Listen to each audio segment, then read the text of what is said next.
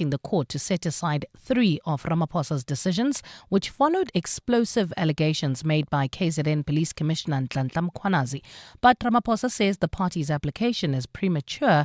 Lindsay Dentlinger reports. President Cyril Ramaphosa says the MK party is drawing a flawed analogy between the firing of DA MP Andrew Whitfield and the suspension of Police Minister Senzo Mchunu. In papers filed with the Constitutional Court, Ramaphosa says Whitfield violated rules for the members of the executive and admitted to it. Whitfield travelled to the United States on party business in March without the president's permission. He was fired last month. On the other hand, Ramaphosa says he can't fire Mchunu on untested allegations. He says it's not unprecedented to place a minister on special leave, and Mchunu's not received the special treatment of an ally. Furthermore, Ramaphosa is questioning whether the Constitutional Court should even entertain today's application by the MK party on an urgent basis, without it having approached the lower courts first. Lindsay Dentlinger, Eyewitness News. The city of Joburg has launched a forensic investigation into allegations of corruption within its transport department. There have been calls for a probe into tenders awarded during Kenny Kunene's tenure as the MMC for transport. This is on the back of Kunene's latest controversy, where he was found at the home of Katiso KT Molefe, who has been arrested in connection with various high-profile murders. Molefe is amongst those named by KZN Police Commissioner Nhlanhla Mkhwanazi as being involved in meddling with police investigations. Alfara Mushwana reports. While Kenny Kunene maintains that he has no relationship whatsoever with Katiso Molefe, opposition parties in Johannesburg remain concerned about his alleged proximity to the murder-accused man. The DA is among those who want a thorough probe to determine whether the city of Johannesburg was also infiltrated by dodgy individuals under Kunene's leadership as Transport MMC.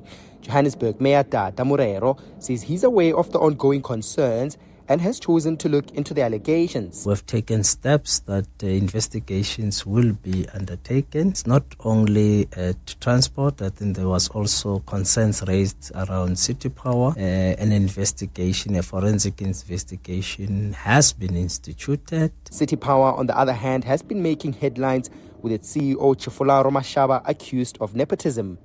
Alpha Ramshwana, Eyewitness News. We shift our focus to this now. The CEO of the government-owned Independent Development Trust, Tebogo Malaga, is in hot water for allegedly facilitating the awarding of a tender worth about R500 million to an unqualified company. Yesterday, the Department of Public Works released findings of a forensic report looking into the R836 million oxygen plant tender awarded to Bulking.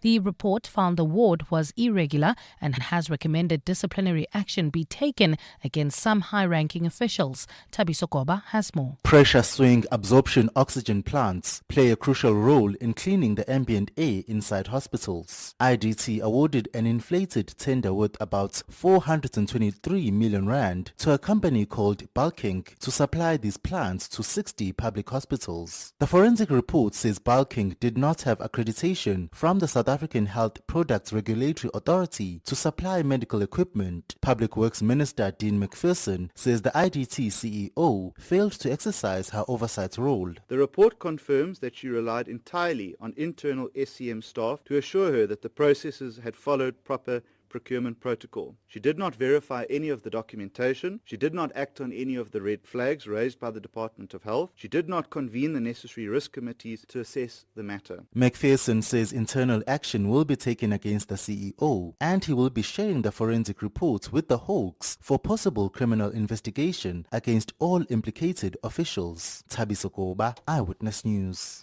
In the courts now, the National Prosecuting Authority says it's confident of securing a successful prosecution in the murder case of 11-year-old Jaden Lee Meek. Yesterday, the Roodepoort Magistrates Court denied the bail application of the child's mother, Tiffany Nicole Meek. The court highlighted that Meek is a flight risk and was dishonest during her bid for bail. Provincial NPA spokesperson Pindim Jonondwane says they will be concluding the outstanding parts of the investigation before the trial begins. Now we're dealing with a bail application stage, which the test thereof is that of a balance of probabilities. So going forward as the state, we will have to tighten our case because we'll be expected going forward during the trial stage to prove our case beyond any reasonable doubt. Meek is expected back in court on the 17th of September. And in Russia, authorities have warned of strong aftershocks after the country was hit by an 8.7 magnitude earthquake. The quake was the strongest since 1952, generating a tsunami of up to 4 meters, damaging buildings and prompting evacuation warnings. The U.S. tsunami warning system has also issued a warning of hazardous tsunami waves along some coasts of Russia, Japan, Alaska and Hawaii. U.S. President Donald Trump has taken to social media, urging U.S. citizens to stay strong and safe. In Japan, workers at the Fukushima nuclear plant have been evacuated and moved to higher ground as a result of the tsunami warning. Gold is trading at $3,326.28 an ounce.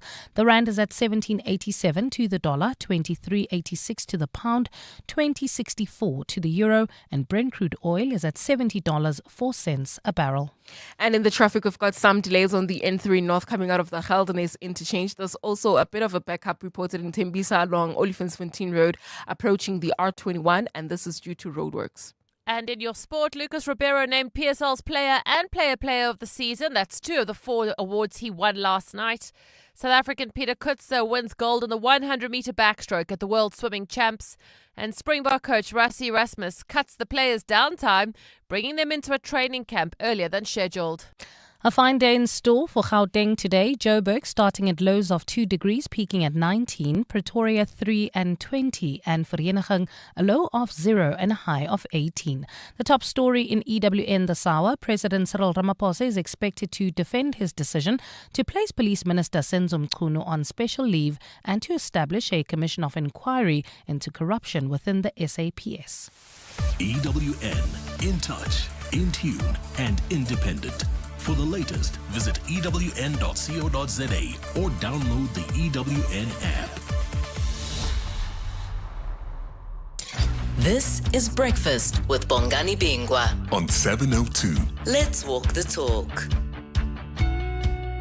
9 minutes after 6 o'clock. Welcome to 702 Breakfast. Indeed, we're coming to you live from our Johannesburg studios in the middle of Sandton.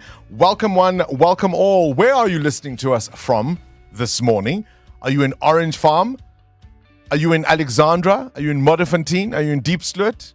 Are you in Lenasia? Are you in Ennerdale? The Joburg CBD? Maybe you're in Randburg, Roodepoort, or just around the corner from us in Sandton. Wherever you are, or elsewhere in the world, welcome to the show. We heard from someone who was listening. I think Nelly Siwe was her name. She was in Spain yesterday, right?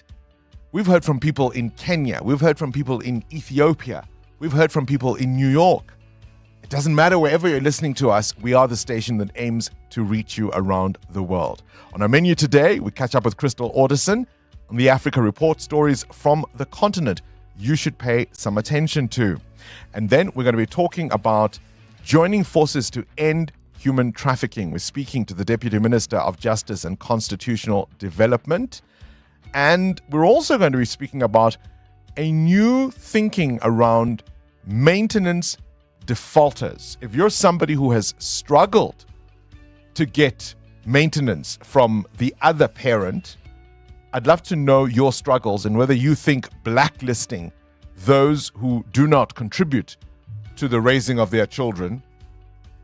I wonder if you think this will work as a strategy. And then just before 9, we'll tell you about new efforts to revitalize the city of gold. This is Breakfast with Bongani Bingwa on 702. Let's walk the talk. 11 after 7, that is on our menu this morning. But I'm not alone, of course, as always. I've got an entire team behind the scenes making everything happen. Karabo is our social media guru, and he's working behind the scenes. And we've got producers Bapelile and Ropfiwa. They'll be taking your calls on 011-883-0702. And of course, in the studio with me at the moment, I've got Muteo Haripe on business. Good morning, young man. Good morning, Bongani. And I see the earrings are back, Amo. They are. These are Wednesdays. These are Wednesday earrings. By popular demand. So I've got a question for both of you. And as you know, our shout-outs are always illustrating something that's worth talking about in the news. Especially if you are younger, if there are a lot of people who are much older than you in your family, and I'm talking about perhaps the wider family, right? Not just the nuclear, not mom and dad, I'm talking about cousins, I'm talking about aunties and uncles. When there are family gatherings to discuss things that are pertinent to all of you, it could be something as simple as what to do when a funeral, has to happen, or a wedding has to happen. Who's going to be part of the lobola negotiations? How do we handle that kind of thing, right? It could be what to do with the old family home if all the elders have passed on, etc. Whatever the conversation needs to be, especially if you are of the younger generation. In my case, I'm one of the youngest of my group of cousins, my first cousins. In fact, some of them have kids closer to my age, and I tend to relate more with them than even my cousins. And even though they're closer to my age, they'll tease me and call me uncle when it suits them, right? When it suits them. And so when we get to family gatherings, and my family is one of those where you can think you're a big shot out there, but right here, there's a pecking order, and the hierarchy is most often ranked according to age. Do you have a voice, and can you speak truth to power? Can you go to Malume or Rahadi and say, that just isn't true. That's not how it is done. That's not the way we ought to do things. Do you have that voice in your family? I don't necessarily have a voice because I'm the youngest of my family, and often when we have these meetings, I'm the one that comes with a notepad and a pen to write everything down and to ask the relevant questions, because when we have to now finalize everything, I want to go back to those notes and say, no, but we agreed on this and this and that. So I'm the admin person, and I sit in my corner and mind my business, and I only interject when maybe there's a qualm or voices are being raised. That's when I come in and say, no, let's come down and let's just speak normally. So that's me. That's my voice. All right, Muteo? I find what's worked for me is trying to convince those that are powerful in those meetings to agree to some of the things I want them to talk about. So I would lobby either the matriarchs or my dad because I know they have a voice in the meeting. But if something is completely wrong, I still have the power to raise my voice. So maybe let me be more clear. I'm not just talking about differences of opinion. When you see an elder in your family behaving badly, perhaps victimizing somebody else who doesn't have a voice, right? Maybe they're going hard at the new Makoti. And you just look at this and you think, surely that can't be right. Surely that can't be right. Do you speak up? Not directly to the person, no. I would, like Muteo was saying, lobby my mother and say, please continues. Can you address... But it continues. Yeah, then I'm sorry, it's not going to be my conversation then because, yeah. You don't want the punishment. No, I don't want the drama as well. All right, Muteo? Sometimes things like that are very urgent. You handle them when they happen. And I think it's better to be direct with the person because it will also get the conversation started instead of trying to talk around it the whole time. All right. Your thoughts, your experiences, would like your voice notes on 072 702 1702. 011 883 0702 is the number to dial. That's this morning's shout out. Your wider family, when all the important people are there, the elders, the decision makers, traditionally, do you have a voice, especially if you are one of the younger family members? We're asking this, of course, to illustrate something that will tell you is happening in the news. You're with Bongani Bingwa.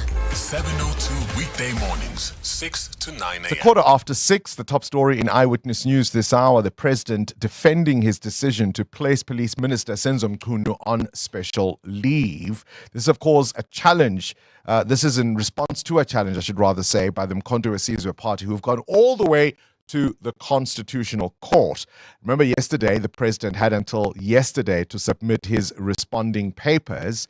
And essentially what the president is arguing here is, look, we can't have the Constitutional Court interfering in cabinet reshuffles. So every time I move the cabinet around, somebody thinks they can get direct access to the apex court in the land around cabinet reshuffles? Come on. Except, isn't that a little disingenuous? Because this wasn't really a cabinet reshuffle. Senzo Mchunu is still the police minister. He still has his protection. Presumably, he still has his house. But now we have an acting police minister, right? Because Gwede Mandashe is only acting in that role until Professor Feroz Kashalia can assume it in August, next month, when his contract at WITS ends. So we've got an acting police minister. And there's so many issues around this. Firstly, the issue of deputy ministers and their very largely symbolic role, because you can't have then the deputy minister taking over. You've got to appoint somebody in cabinet. But as things stand, Senzo Mchunu is still a full member of cabinet, even if he's not attending meetings right now and being part of those discussions at the moment.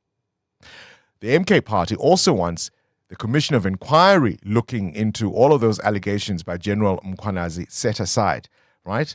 The Madlanga Commission, they want that to be set aside. I don't think they'll win there. The question of urgency remains, because you're supposed to go through all the lower courts before you get to the Concourt.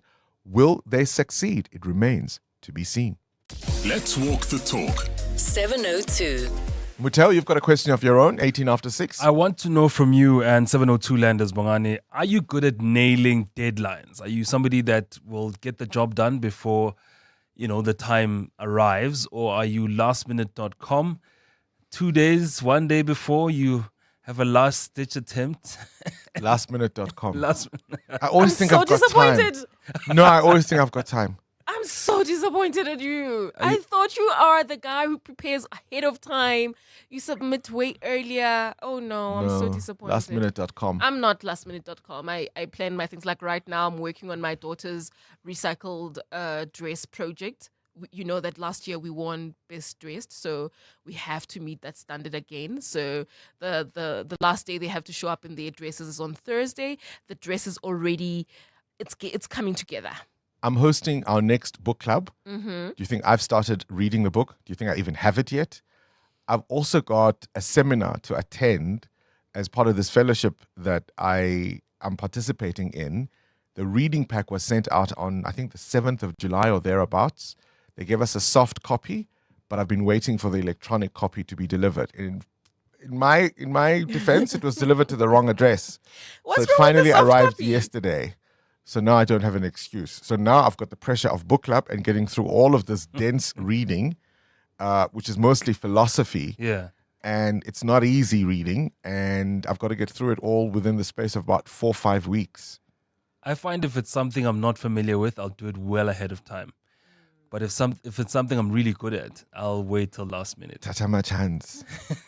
Maybe I won that 100 million from yesterday, hey? 702. Weather. What conditions can you expect on this Wednesday? A fine day in store for Gauteng. Temperatures peaking at 19 degrees in Jozi, 20 in Pretoria, 18 in Vereeniging, 18 for Bloemfontein as well. Gqeberha in East London quite warm, peaking at 28 for Gqeberha, 30 for East London. Durban fine, maximum of 22.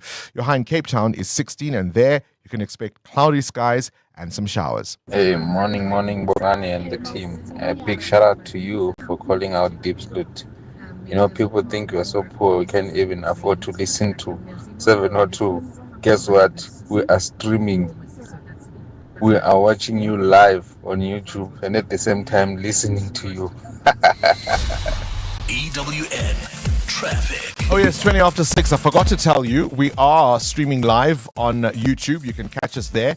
I've been saying all week, if you want to see how the biscuit is baked, how the sausage is made, you can go to YouTube and simply look for 702 Breakfast with Bongani Bingwa, and that means you can watch us right now in studio. As Amo tells us, what's happening on the roads? Well, Bongani, no major delays have been reported this morning. It's just the peak time pressure here and there, obviously due to people traveling to the offices or work. As a result, the M1 North backed up between Boysons and Car Street, as well as the N3 North between the Airlines Interchange and Van Buren Road. I'll have more updates, but if you come across anything else, we're on X at EWN Just Traffic. before you go, Amo, I'm laughing because I'm reading all the comments from YouTube. And I should really call him my nephews, because again, we're closer in age than I am to his father, who is my actual cousin. He's watching us. And he says, true, I know exactly what you mean. referring to how family meetings are conducted in our family. I just thought that gave me a serious laugh. There's more EWN on air, online, and on the EWN app. Morning, Bongani. For me, my mom was a sister to her brothers, which is my uncles. And for some funny reason, right now, my uncles are able to listen to me when I advise them, or even when they disagree on something among themselves or fighting among themselves. They are able to listen to me when I talk to them. Maybe because I'm level-headed, I always want to hear the side of each person. And maybe because my mom was a sister to them. So yeah, I'm able to kind of talk to them, and they're able to listen to me when they are not fair to each other or even the family members. Start your day with Bongani Bingwa on 702. Let's walk the talk. 22 after 6, Lebo. I appreciate that voice note. She says she is level-headed. You sound very level-headed so early on in the morning. Our shout out this morning, do you speak out in family gatherings, particularly if one or some of the elders are behaving in a way that you find unacceptable? So this isn't just about differences of approach or opinion, but if you feel, for example, they're being particularly heavy-handed towards someone who maybe not was not in a position to respond.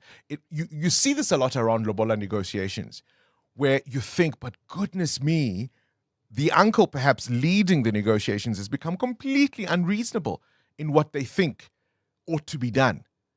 And you just look at this and you think this poor girl is not going to get married like this. In that kind of situation, would you speak up and say, aye, Malume, come on, Yamosh. You're with Bongani Bingwa. 702 weekday mornings, 6 to 9 a.m. 23 after 6, things you need to know at this hour. So in his first public address since being appointed as the special envoy to the U.S., former Deputy Finance Minister Mcebisi Jonas has warned that spreading disinformation is counterintuitive and destructive. He was talking yesterday at the Kgalema Motlanthe Foundation seminar on geopolitics at the Johannesburg Stock Exchange. And he says once credibility is lost, effective governance and meaningful debate break down. He didn't name any individuals or organizations, but of course his comments come amid growing concerns about the rise of misinformation on South Africa's political scene. Listen to this. Is the tide turning against the Israeli state and particularly Benjamin Netanyahu's government? Yesterday, the UK announced it will recognize a Palestinian state at the UN General Assembly in September. They put some conditions about Israel taking substantive steps to end the crisis in Gaza and agree to a ceasefire. The Prime Minister Keir Starmer saying all of this yesterday. Of course, Netanyahu has condemned the plan. He says it's rewarding Hamas. And Donald Trump, the US president, also rejecting it, saying it would encourage terrorism. I want you to listen to the UK Prime Minister Keir Starmer talking about this. I can confirm the UK will recognise the State of Palestine by the United Nations General Assembly in September, unless the Israeli government takes substantive steps to end the appalling situation in Gaza, agree to a ceasefire, and commit to a long-term sustainable peace. This is the British Prime Minister Keir Starmer yesterday. Now, it's one thing and I've been consistent in my view about what the Israeli government is doing, and I've been very clear that criticizing the state of Israel and a particular administration cannot in any way make you anti-Semitic, right? And I've been very clear and consistent on that. I want you to listen now to organizations, human rights organizations, two of them. These are civil society organizations from within Israel, B'Tselem and Physicians for Human Rights, now accusing their own government of committing acts of genocide in Gaza. It's the first time we've seen this strong a condemnation by Israeli civil society organizations. Have a listen. The report we are publishing today is one we never imagined we would have to write. But in recent months, we have been witnessing a reality that has left us no choice but to acknowledge the truth. Israel is committing genocide against the Palestinians in the Gaza Strip. Today, Physicians for Human Rights Israel is publishing a report detailing Israel's actions in Gaza. Systematic destruction of the healthcare system, denial of access to food, blocking of medical evacuations, and using humanitarian aid to advance military targets all indicate a clear pattern of conduct. Israelis who share our values and general approach to life, which is to respect human dignity and human rights, are struggling these days. All of them. Not only human rights defenders, not only our colleagues. We see it all around. It feels difficult to me as an Israeli, as a Jew, to watch those images and feel anything but tremendous compassion and horror, to be honest.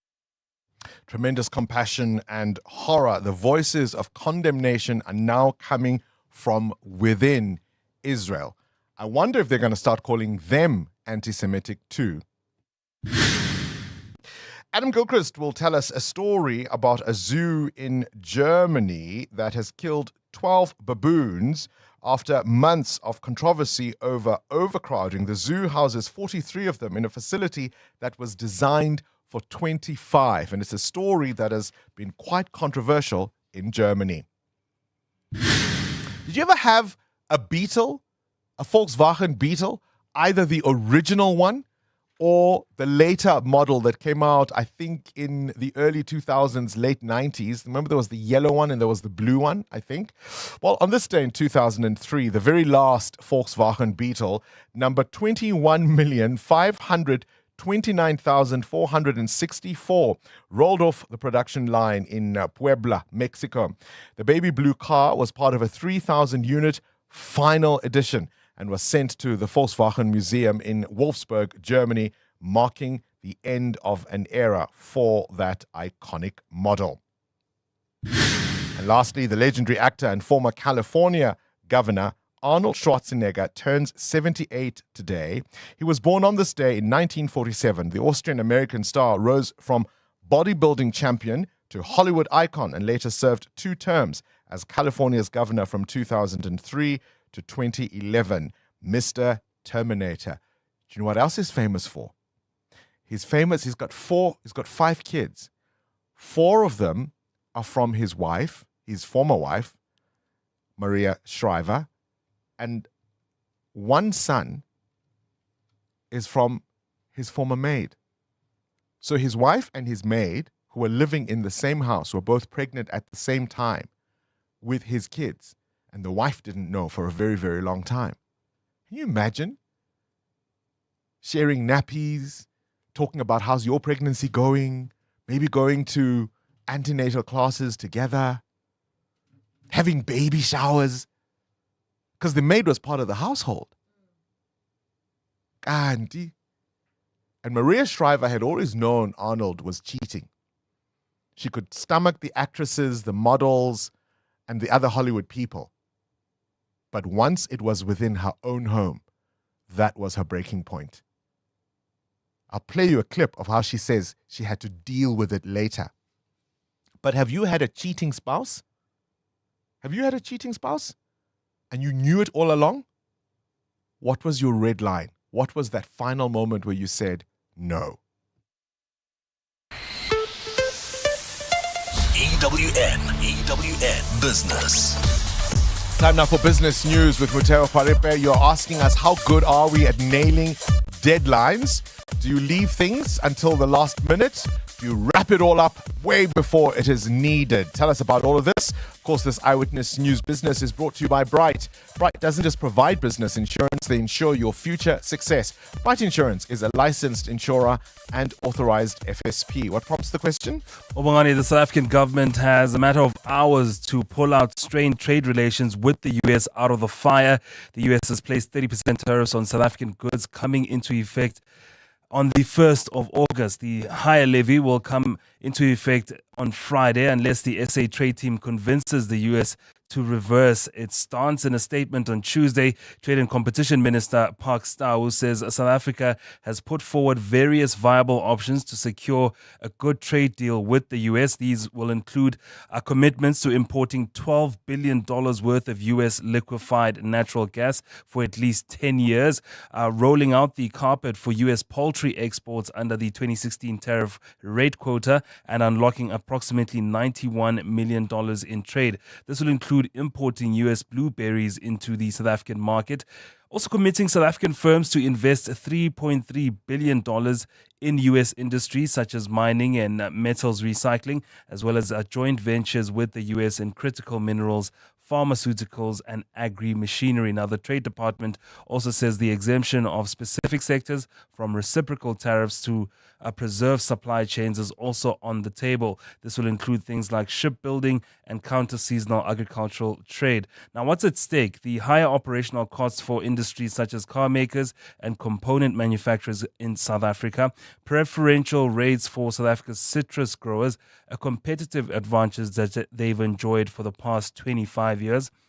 In a statement, Minister Stau says a reset of relations with Washington before August 1st is inevitable, and South Africans, our market players, as well as the economy, will hope that the minister's right. Gosh, how many days do we have? I've got good news. We've penciled him in. He's agreed to come tomorrow for an interview to tell us about the state of affairs, because it will be literally the very last day. Where's the rand? 17 Rand 86 cents against the US dollar, in a good position this morning. 20 Rand 64 cents against the euro. 23 Rand 84 cents against the British pound. The price of gold at $3,327 an ounce, or platinum, is down 1% at $1,390. Brent crude now at $71.80 a barrel. More business after 7. At Bright, we don't just provide business insurance. We insure your business's future success. Because your business is so much more than desks and computers and equipment, which is why we use our specialist expertise to tailor solutions for each client differently to ensure what's really important. So ensure your businesses. Financial security with Bright today. Contact your broker or go to brightinsure.co.za to find out more. Bright. Approach risk with purpose. Bright is a licensed insurer and authorized FSP. Time now for your latest eyewitness news. Let's go straight to the news desk where we greet Mbali Dlamini once more. Good morning, Mbali. Thanks, Bongani. A very good morning. EFF leader Julius Malema says Action SA leader Herman Mashaba's perceived arrogance could jeopardize the stability of the coalition government in Tshwane. Tensions have been mounting between coalition partners, the ANC and Action SA, over city manager Johan Metler's continued presence in office. The ANC is pushing for Metler's removal, citing his alleged irregular appointment, but Mayor and Action SA member Nasipi Moya won't heed to the ANC's demands. Speaking on EWN's Politricking podcast with Tsidi Madia, Malema says Mashaba's actions could collapse this coalition. Problem is not the ANC this time. It's not it's a Herman who has less numbers than the ANC, who have the arrogant ANC saying, okay, we accept, take. And then he takes, and then he start behaving like he's got power. You know, ego is what is going to kill most of these people in politics. Malema has sent this message to Mashaba. Humble yourself. They don't say they don't want action. They say we have a problem with this municipal manager. They put the facts on the table. Listen to them, okay, agree. And then start a process jointly, collectively, to come up with a city manager. To this now, Mineral Resources Minister Gwede Mantashe says South Africa cannot continue to fall short on value addition in key sectors. Mantashe was speaking at an engagement on the G20 Critical Minerals Framework in Sandton yesterday. Although voluntary, the framework is tipped to be a blueprint for harnessing critical mineral resources to drive development. Nugukanyam Dambo reports. Some resource-rich countries like South Africa are crippled by underdeveloped infrastructure, inadequate investment, decent work deficits and unequal access to downstream economic benefits, largely due to the over-concentration of supply chains in a few industrialized economies. This means these countries not only export raw minerals, but they equally export the jobs and profits they ought to accrue.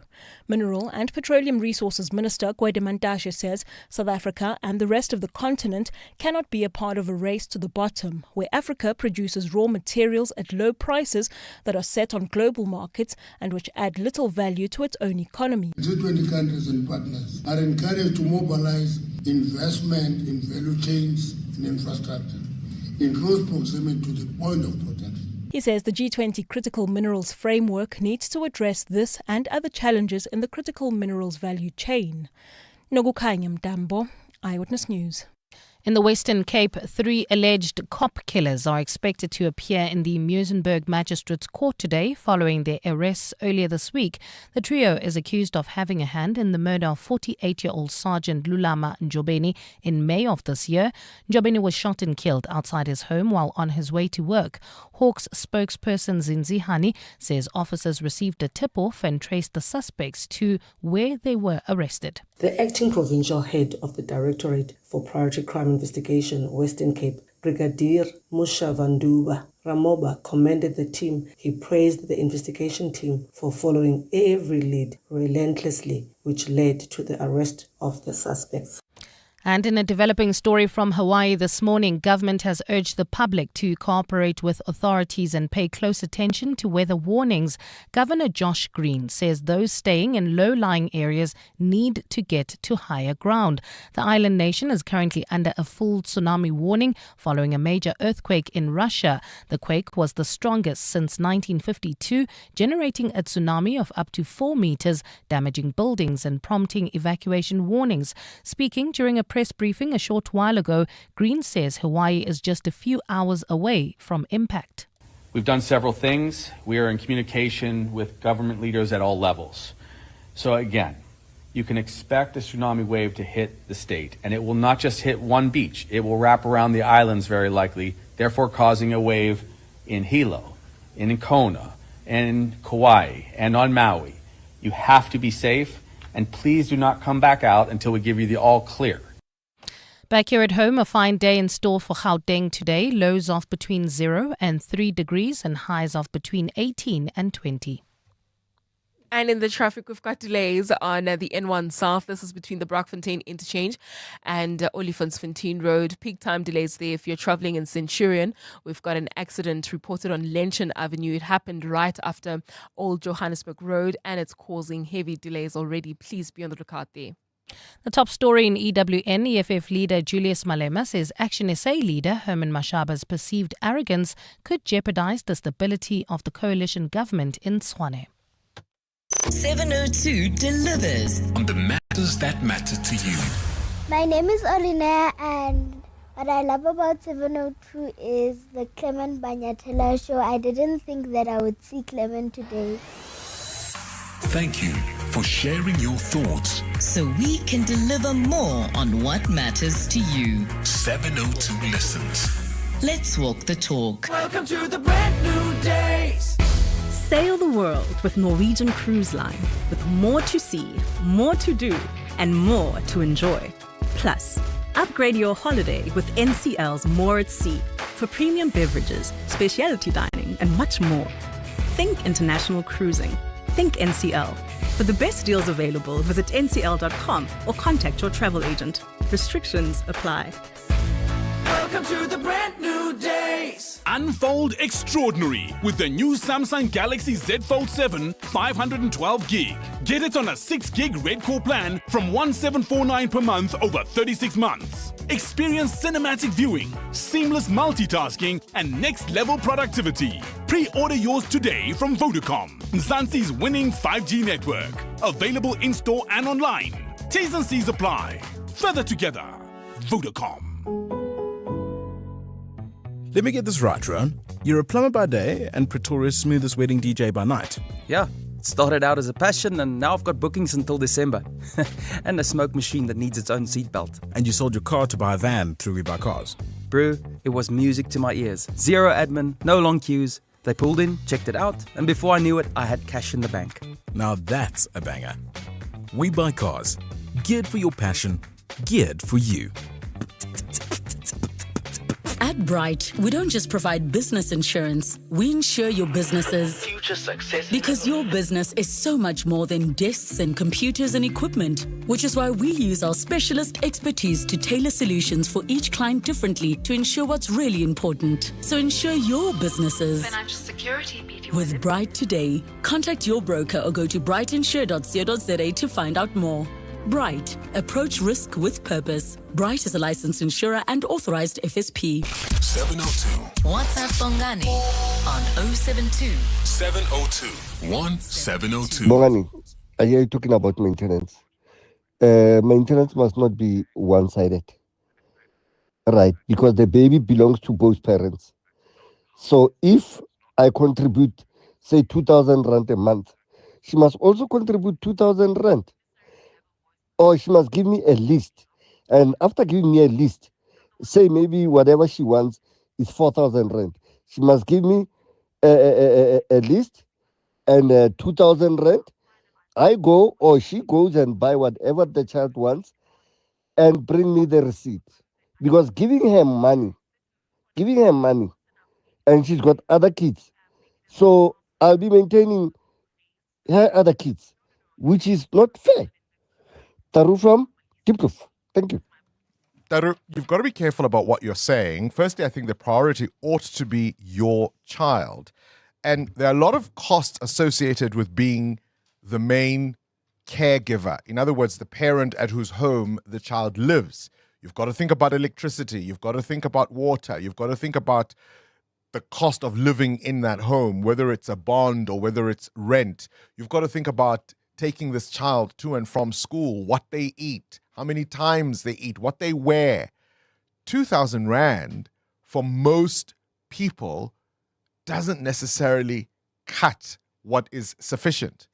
And so if you think that 2,000 rand can stretch so far as to support a number of kids, I suspect you are not somebody who is raising a kid in your own home. EWN Sport. Cindy Paluta, very good morning to you. Good morning, Bongani. 2,000 rand, how far would it stretch for a lot of kids? It wouldn't. It just wouldn't. It right? honestly doesn't. That voice, so we're talking later, there's a new change in the law being considered where defaulters of maintenance will now be blacklisted, right? And so that voice note is in response to that, where he is saying, look, I want an itemized list of all her expenses. So if she wants 2,000 rand, I want to know where it goes, just in case my 2,000 rand doesn't also help look after her other kids, if she has, kids outside of the two of them. And I'm saying 2,000 rand doesn't stretch so far it would look after several kids. Yeah, it's truly sad because you find, I've heard various stories over the years, and the one that stuck with me was somebody who was paying 80,000 rand a month for his child, for his one child as maintenance. And he wanted an itemized billing, and the wife was like, no. And he was like, there's no way it's 80,000 rand a month for one child, right? And then you get people who give 2,000 rand and say, I demand a bill. And then you go, do you know that the 2,000 rand... I can't give you a bill because I'll have to go to Postnet and print that. And that 2,000 rand is where does that even go? How do you even start to school fees? How do you even, I'm sure the 2,000 rand is over and above. I'm sure the school fees and stuff is covered. But have you ever tried to feed? Not always. Have you ever tried to feed somebody? It's not always covered. And I get it. And I understand that there are people, both men and women, because there are women who pay men maintenance to look after children, etc., that abuse the system and kind of go, well, my ex will pay and, overcomplicate things. But there are 2,000 rand. I've got a friend whose ex-husband pays 3,000 rand for two children, and I don't know how she does it. She does by herself, actually. Focus on the children. Yeah. Right? If all of us did that, half of these issues wouldn't be a problem. But let's talk winners Yes, at the PSL last night. Last night, Lucas Ribeiro of Sundowns named Player of the Season and Players Player of the Season. He also won a Goal of the Season and was the season's top goal scorer. The Young Player of the Season award went to Relebogile Mofokeng of Orlando Pirates. Coach of the Year went to Sundowns' Miguel Cardozo. Springboks are in a training camp for the Rugby Championship with the first match in Johannesburg on August the 16th. This week's training camp was not originally part of the schedule, but Coach Rassie Erasmus decided a 2-week break was too long as he anticipates an intense clash with Australia. You know, Joe Smith is a great coach and we know the players pretty well and we know the coach pretty well, so it wasn't for us a surprise. For us it wasn't really a surprise and we think the third test match will be just as close. So it doesn't influence our team selection. We always thought they're going to be as tough as they were against the Lions last weekend.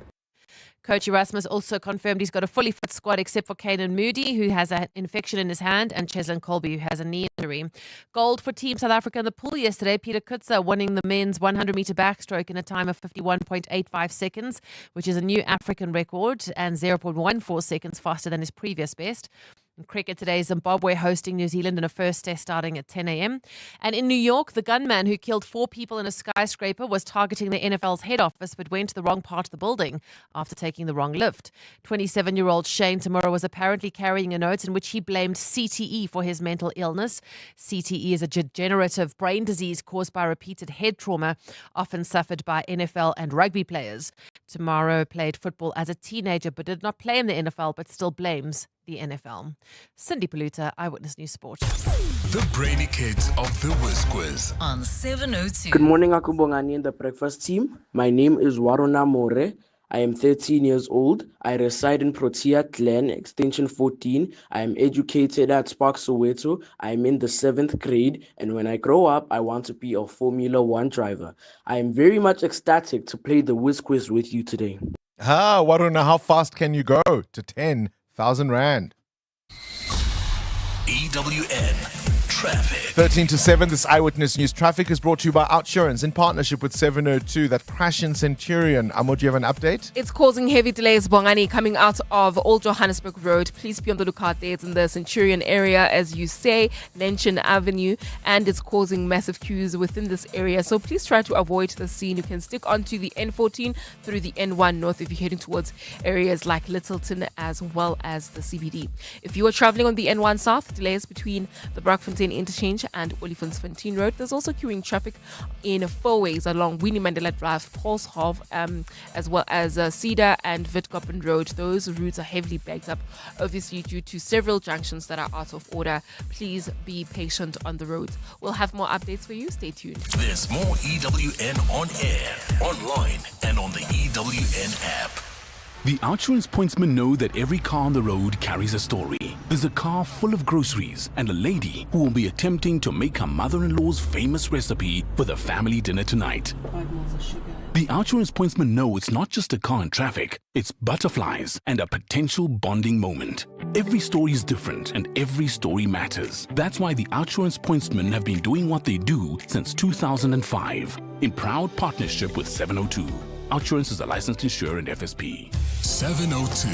Coming up at 7:15, the big interview. So we did a thing, a full commitment kind of thing. We've partnered with Sixt to bring worldwide to your doorstep. So you see how that's a serious thing, because that's what you deserve.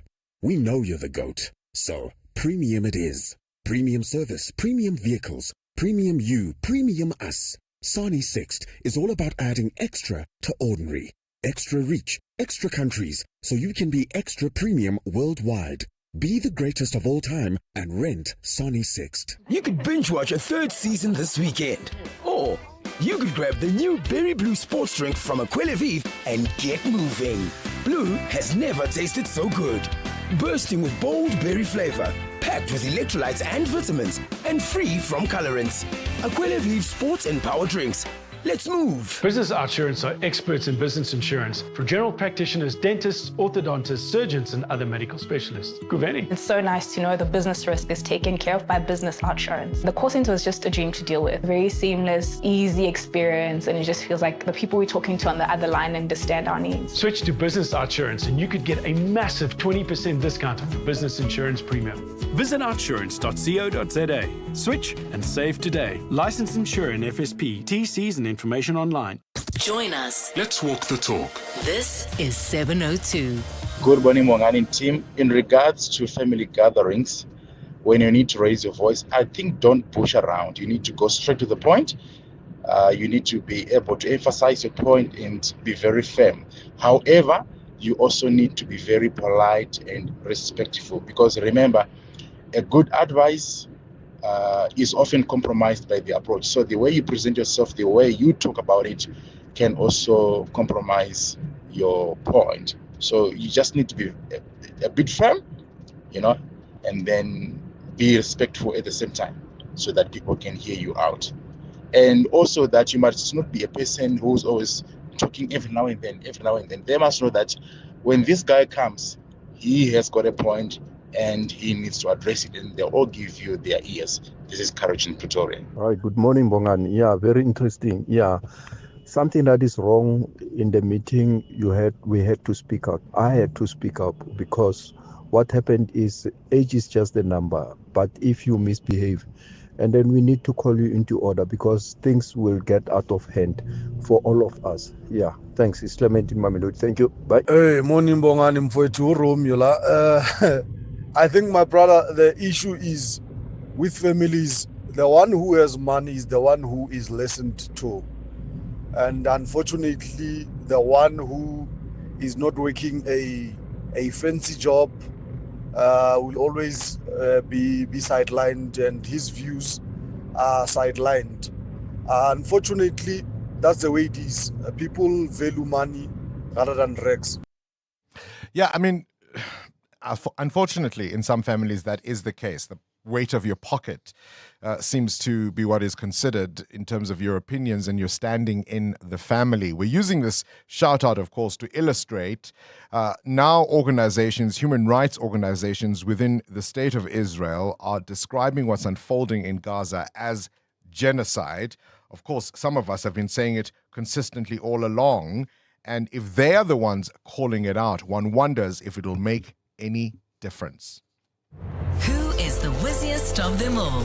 It's the Whiz Quiz on 702. 727. Let's play with 13-year-old Waruna now, who goes to Sparks School, Soweto. Wants to be a Formula One driver later on in life. Waruna, who's your favorite Formula One driver? Lewis Hamilton, I'm going to guess. No. It is the pole bottler, Lando Norris, actually. Oh, look at you. Oh, all right. Let's see if you can drive that quickly too to get to 10,000 Rand. Good luck. KG, start the clock. Spell the word purple. P-U-R-P-L-E. Correct. What do bees collect from flowers to make honey? Nectar or pollen? Nectar. Correct. Which animal can't jump? The kangaroo, the elephant, or the cat? The elephant. Correct. What is half of 80? 40. Correct. On which continent is the country Bangladesh? Asia. Correct. True or false? The headquarters of the South African Reserve Bank are in Pretoria. False. It's true. What gas do plants breathe in that humans breathe out? Sorry? What gas do plants breathe in that humans breathe out? Carbon dioxide. Correct. Which month is Women's Month in South Africa? Sorry? Which month is Women's Month in South Africa?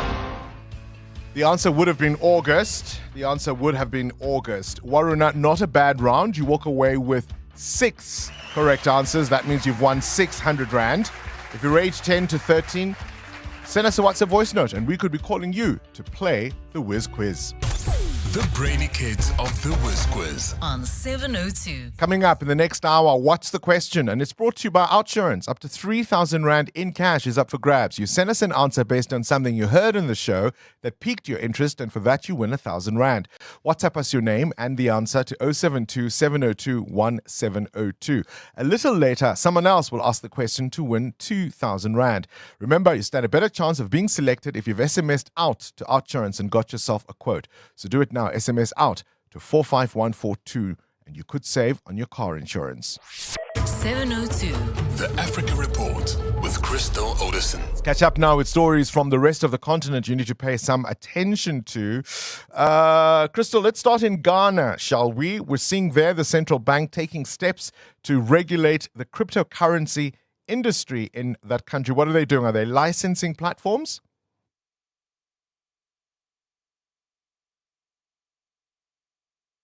Crystal, are you there? You've muted yourself.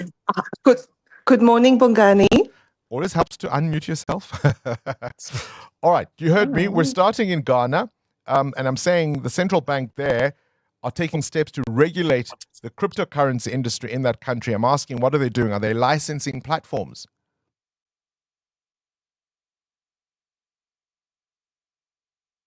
All right, we seem to have lost Crystal Odison entirely. You've muted yourself again. Crystal? Oh, I don't know what's happening here. Done speaking.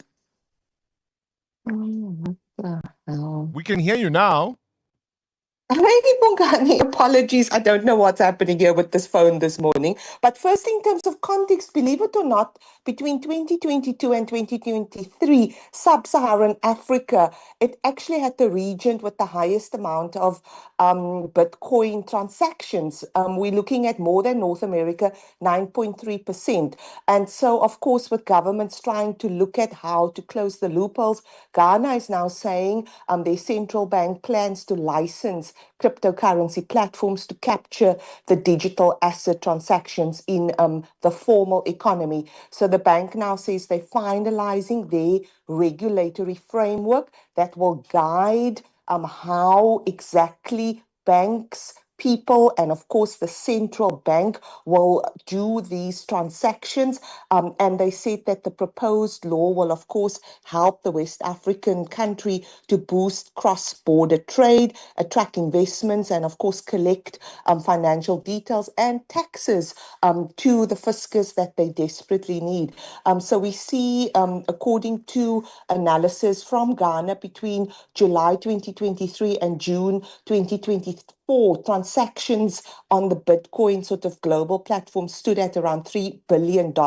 So you can imagine it's quite just for that short period, all this money that was raised. So what the bank is saying, they only want registered exchange providers that will be allowed to operate, and they will also be required to maintain a minimal capital threshold, and of course, more importantly, to report any suspicious transactions. So Ghana is following in the steps of Nigeria and South Africa, who of course have taken steps also towards regulating those digital assets. Crystal, let's talk Sudan now. A 27-month civil war has claimed 150,000 lives.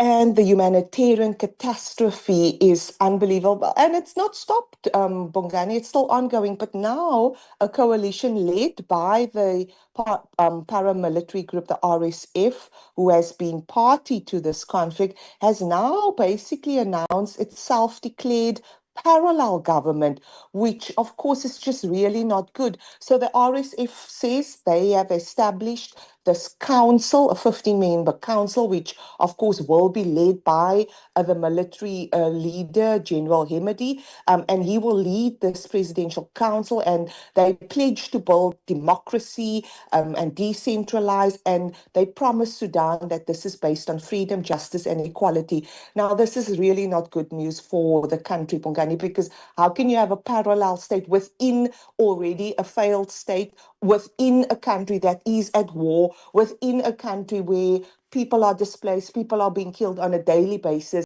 And so, again, some analysts point out the RSF is doing this, that because talks are going to happen in Washington in the coming weeks, they're already preempting and basically putting their hand on the table to say, we've got a parallel government. We need to have a share of the country. And I mean, the kind of consequences of this, Bongani, is it's unimaginable, because are you going to see the country being cut up? What's going to happen, even if they don't have peace? So this move by the RSF clearly calculating for their own benefit. Thank you, Crystal Odison, with this morning's Africa Report. 702. Coming up, the big interview. Thousands of innocent men, women, and children are lured into the dark web of exploitation, forced into hard labor to sell their bodies and other forms of abuse. This is the face of modern slavery, otherwise known as human trafficking. Up next, we speak to the Deputy Minister of Justice and Constitutional Development about what is being done to stop South Africa being a hub. It's 7 o'clock. This is EWN. President Ramaphosa and his predecessor to face off in court, and the Health Department welcomes a report into the controversial oxygen tender.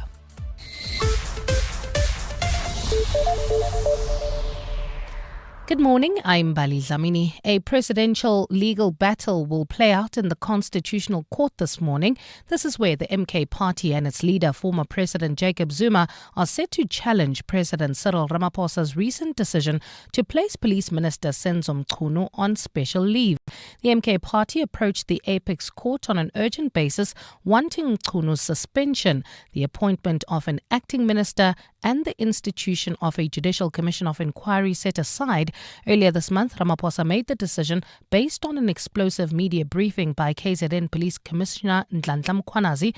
Khomotso Modise reports. The MK party will argue today that while the constitution is clear on the president's powers to appoint and fire ministers, there is no provision for placing a member of cabinet on special leave. They say the only rational reason that President Cyril Ramaphosa could have decided this for Senzo Mchunu is so that he keeps his salary and perks as a minister. But the president argues that while there is no explicit mention of special leave in the supreme law, he has implied ancillary powers. He says he cannot simply fire Mchunu based on untested allegations. Because former President Jacob Zuma and the MK party are separate applicants in the matter, different lawyers will argue on their behalf before the bench this morning. Khomotso Modise, Eyewitness News. South Africa says a reset in bilateral ties between Pretoria and Washington is unavoidable as talks on a trade deal continue. The country is amongst more than 180 countries in the final stretch of negotiations with the US ahead of the August 1st deadline to impose higher import tariffs on trade partners. Trade and Industry Minister Park Stawu says South Africa remains committed to a conclusion on the US trade deal tabled during President Cyril Ramaphosa's visit to the White House in May. Nogukanya Mdambo has more. South Africa has stuck to its decision not to retaliate to the reciprocal tariffs first announced by the US earlier this year. Government also says it has no intention of decoupling from the US. Trade and Industry Minister Park Stawu says negotiations remain the best tool to deal with the issues on the table. Part of South Africa's proposal is the exemption of specific sectors from reciprocal tariffs to preserve supply chains, including counter-seasonal agriculture trade. Dow says South Africa has also committed to investing $3.3 billion in U.S. industries such as mining and metals recycling, while both governments agreed to pursue joint investment in critical minerals, pharmaceuticals and agri-machinery. Despite the challenges that have been presented by this period, Dow says the country has dug deep to ensure it's adequately prepared for a number of potential scenarios when the 1 August deadline hits. Nogukanya Mdambo, Eyewitness News. To this now, Health Minister Dr. Aaron Motsoaledi has welcomed the release of a report into the controversial oxygen plant tender. Yesterday, the Department of Public Works released findings of a forensic report looking into the 836 million rand tender. The report found that the award was irregular and has recommended disciplinary action be taken against some high-ranking officials. It says the company, which was awarded the tender, did not have accreditation to supply medical equipment. Pressure swing absorption oxygen plants play a crucial role in cleaning the air inside hospitals. Motsoaledi says the release of this report will finally remove the cloud hanging above the tender. Spokesperson Foster Mohale. Minister Motsoaledi is pleased that the Department of Health has lost nothing and all the money that has been donated by the Global Fund is safe. It will have been said if the donor fund money was to disappear under our watch. We shift our focus to this now. The National Council of Provinces will consider and adopt the appropriation bill to finally put the 2025 budget to rest. The appropriation bill was adopted by the National Assembly last week after months of delays. The NCOP will also consider and adopt the Eskom Debt Relief Amendment Bill.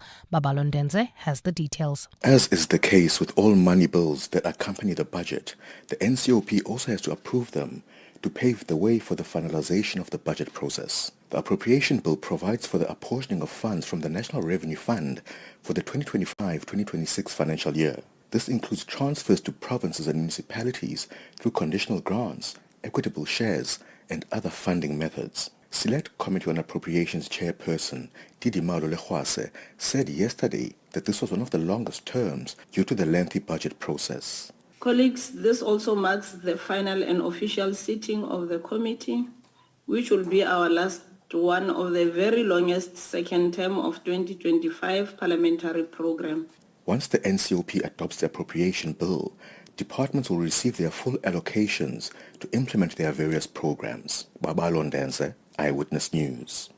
And in Russia, authorities have warned of strong aftershocks after the country was hit by an 8.7 magnitude earthquake. The quake was the strongest since 1952, generating a tsunami of up to 4 meters, damaging buildings and prompting evacuation warnings. The U.S. tsunami warning system has also issued a warning of hazardous tsunami waves along some coasts of Russia, Japan, Alaska and Hawaii. U.S. President Donald Trump has taken to social media, urging U.S. citizens to stay strong and safe. Gold is trading at $3,326.27 an ounce. The rand is at 17.86 to the dollar, 23.87 to the pound, 20.64 to the euro, and Brent crude oil is at $70.04 a barrel. And in the traffic, we've got delays on the Golden Highway. This is just as you approach Colander Road, coming out of the N1 exit. This is due to the roadworks that are taking place along this route, and the delays are about a 15-minute hold-up, so please be on the lookout there. And if you're traveling in the city of Tshwane Centurion, we still have got that accident that's been reported on Lenchen Avenue. It's right near Old Johannesburg Road. As a result, delays coming out of the N14 exit all the way towards the Euphues Road. In your sports, Sundowns dominate the PSL Awards with Lucas Ribeiro, player of the season, and Miguel Cardozo as coach of the season. South African Peter Kutzer sets a new African record on his way to winning gold in the 100-meter backstroke at the World Swimming Champs. And the Springboks only have 2 injured players heading into the Rugby Championships. A fine day in store for Gauteng today. Lows of between 0 and 2 degrees and highs of between 18 and 20. The top story in EWN this hour. A presidential battle will play out in the Constitutional Court this morning between former President Jacob Zuma and President Cyril Ramaphosa. EWN, in touch, in tune and independent. For the latest, visit ewn.co.za or download the EWN app. This is Breakfast with Bongani Bingwa on 702. Let's walk the talk.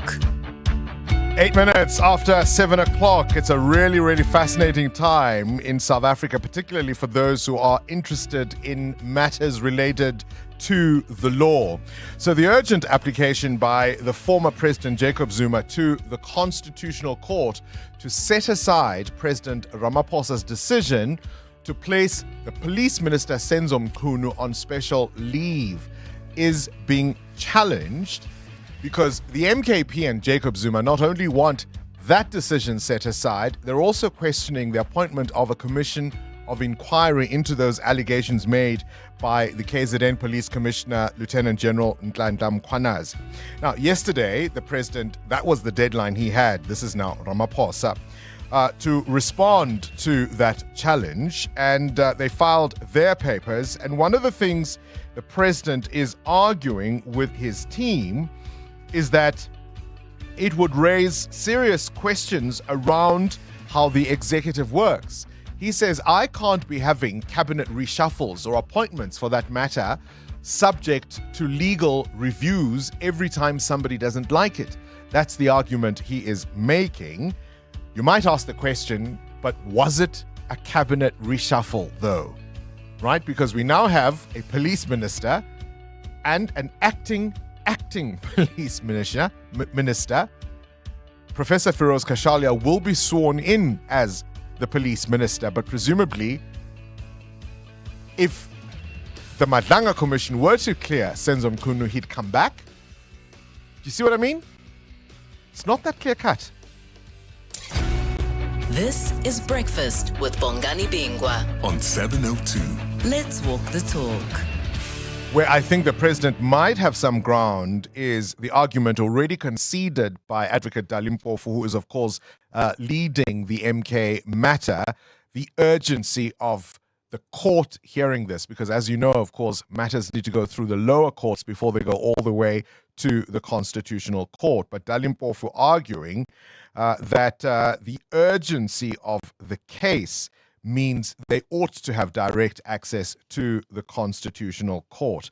I don't think that the Commission of Inquiry will be set aside, but perhaps there might be some questions around the appointment of a new police minister without the old one being fired. The president is arguing that he has been given the constitutional powers to assign roles in cabinet as he sees fit, and therefore there should be no further questions about this.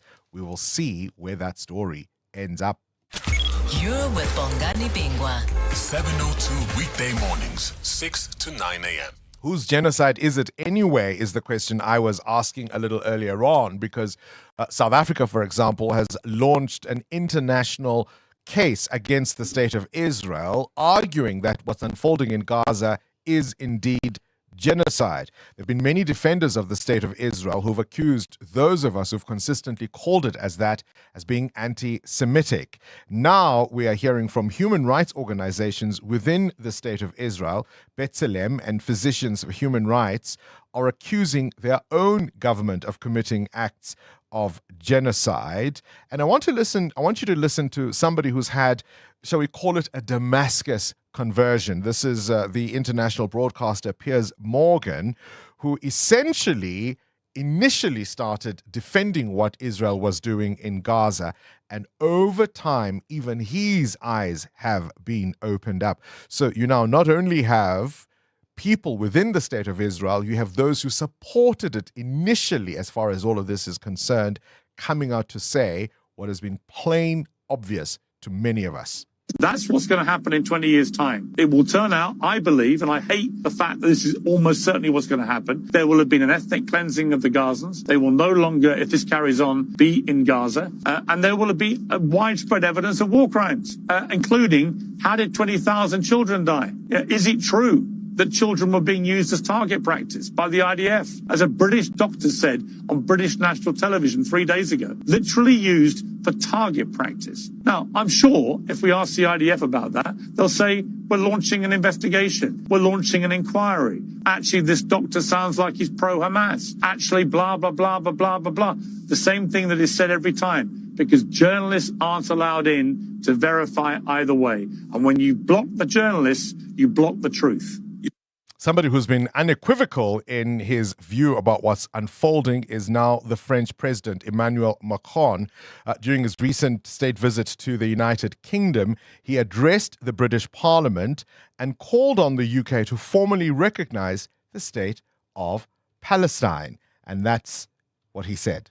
We want a ceasefire, no discussion. And today, working together in order to recognize the state of Palestine and to initiate this political momentum is the only path to peace. Because since Oslo in 1993, with Gaza in ruin and West Bank being on a daily basis attacked, the perspective of a Palestinian state has never been put at risk as it is.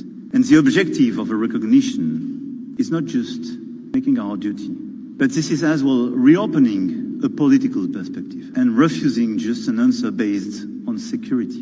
And this is why the solution of the two states and the recognition of the state of Palestine is as well, according to me, the only way to build peace and stability for all in the whole region. The question, of course, that must be asked is, where exactly will that state of Palestine be from the ruins and ashes of Gaza? 702. Up next. The Big Interview. EWN. It's 7:15. This Eyewitness News traffic is brought to you by Outsurance in partnership with 702. Amo? Well, Bongani, we've got peak time delays on most routes at this particular moment. The M1 North is piling up all the way between Boyson's Road and the Car Street exit while travelling in Zuurfontein. Do expect heavy traffic volumes along the R25 Modderfontein Road due to an accident after Parkland Drive. It is causing delays coming out of Zuurfontein Road, and there's also queuing traffic on the M1 South. This is between the Baklu interchange and Marlborough Drive. I'll have more updates for you. Stay tuned. There's more EWN on air, online, and on the EWN app. Like the feeling of seeing your child score a goal at the school game? The Outsurance pointsmen are here to ease traffic congestion and make your day a little brighter.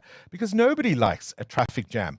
Outsurance pointsmen getting you there quickly and safely since 2005. Outsurance really means it when they say you always get something out.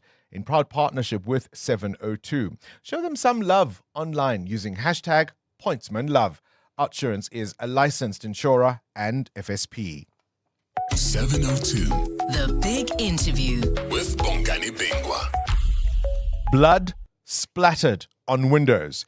This was the desperate situation police encountered in a Johannesburg suburb earlier this year when nearly 60 men were found cramped like hostages in a single house.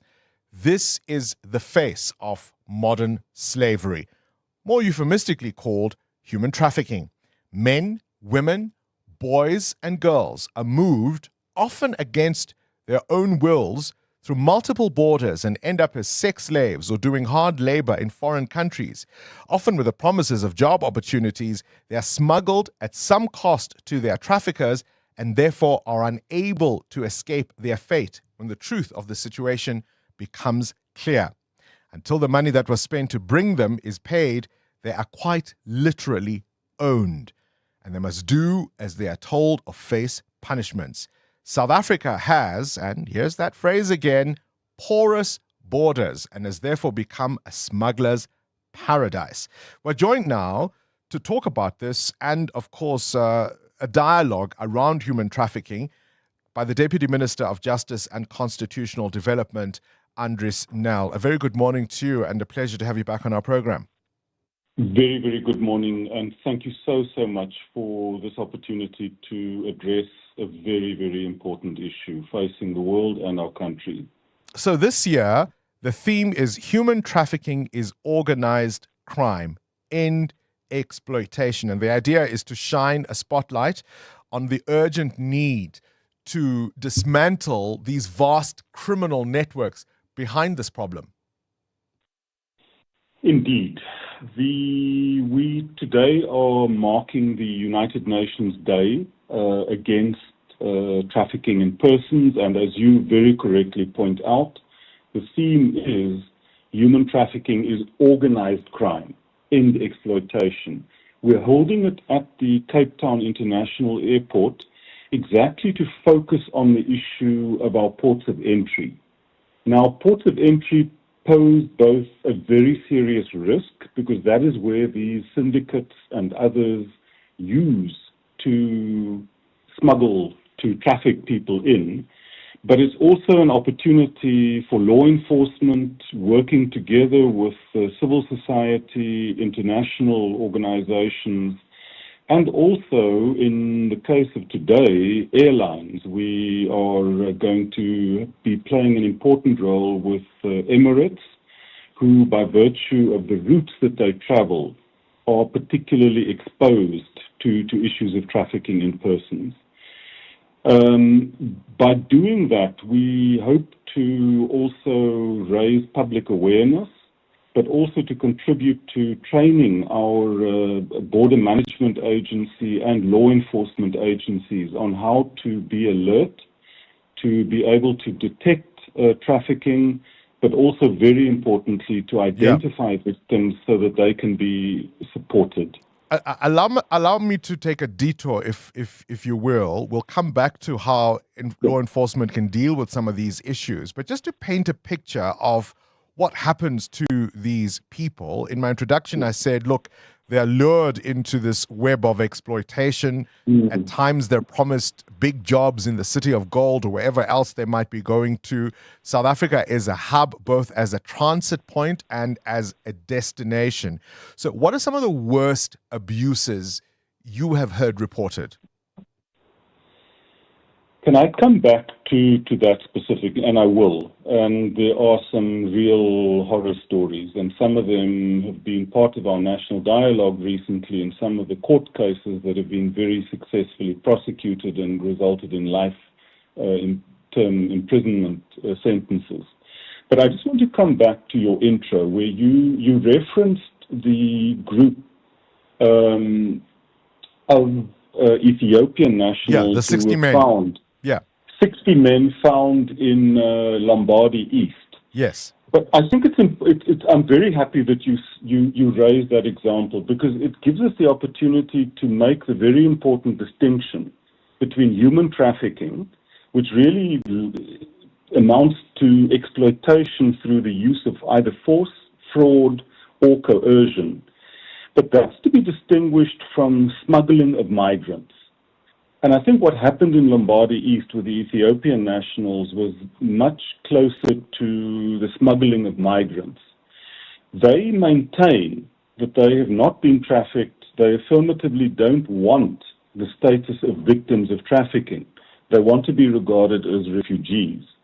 But what then happens is that people voluntarily get smuggled through the agency of traffickers. But once they arrive at their destination, they are then held under those captive conditions and essentially turned into victims of trafficking. And trafficking can manifest itself in many, many different ways, including obviously sex trafficking, labor trafficking, various forms of child trafficking, forced labor, even things these days like organ trafficking, forced marriage, debt bondage. I mean, those are all of the forms. To come to your question about examples, I think the most vivid and terrible example that comes to mind is that of Jocelyn Smith. I mean, who was trafficked by her own mother and close family members. We're very, very fortunate that case was detected, that the police worked very, very close with the National Prosecuting Authority, and we have absolute stars from the National Prosecuting Authority that did a very, very thorough job that resulted in a conviction to life imprisonment for all three accused. I think the truth is, I think the flip side of that would be the South African nationals who were lured to Myanmar through adverts on social media, and there was a very sophisticated outfit that posed as an employment agency that lured them under all manner of pretenses of good jobs and good living conditions. Fortunately, through the combined efforts of Chinese and Myanmar law enforcement, they were detected and have been repatriated. It's clear there are many complexities and layers to this. So even with your Ethiopian men, for example, they may not have thought of themselves as being trafficked when they left Ethiopia or wherever else they originated. But once they were here, as you say, that's the reality they faced. We obviously have South Africans who can also be trafficked elsewhere, both internally and out of the country. And so that also is a challenge. But I think one of the things I wanted to highlight, Deputy Minister, is that not every undocumented foreign national roams our streets because they necessarily even want to be here. Absolutely. I mean, there are a range of so-called push and pull factors that combine to exacerbate the question of trafficking. I mean, there's the obvious ones of socioeconomic conditions, unemployment, lack of opportunities, but also many countries undergoing conflict situations, mass social disruption, war, but natural disasters, and increasingly the effects of climate change, either in drought or floods, are also acting as push factors. On the other hand, I mean, the pull factors would be the promise of employment, of better living conditions, and so forth. Deputy Minister, let me ask you this question. And I spoke yesterday to the Home Affairs Minister, who was talking about how technology could be leveraged to try and detect and prevent people from entering South Africa who are not welcome here. You've spoken of the vulnerability of our points of entry as far as trafficking syndicates are concerned. And I'm wondering if we are dealing with all of these issues. Let's call it an issue of immigration more broadly, but specifically now for this conversation, we're talking about human trafficking, but it all kind of falls under one umbrella. And I wonder if we're dealing with all of these issues in silos. In other words, the sense that the left hand doesn't always know what the right hand is doing. Do we need something? The US has, for example, ICE, the Immigration and Customs Enforcement Agency. Do we need something of that kind? I'm not saying that we must employ necessarily their tactics, but do we need a specialized agency that will look and identify and be able to discern the difference between people who are trafficked here, people who are, brought here under false pretenses, people who are just here and undocumented looking for economic opportunity, etc., who'll be able to look at this from a holistic point of view? Well, first of all, thank you very, very much for the very welcome qualification that you put to your ICE example. Yes, indeed. I was going to say indeed. that perhaps not the happiest and most fortunate of examples, but I get what you are saying.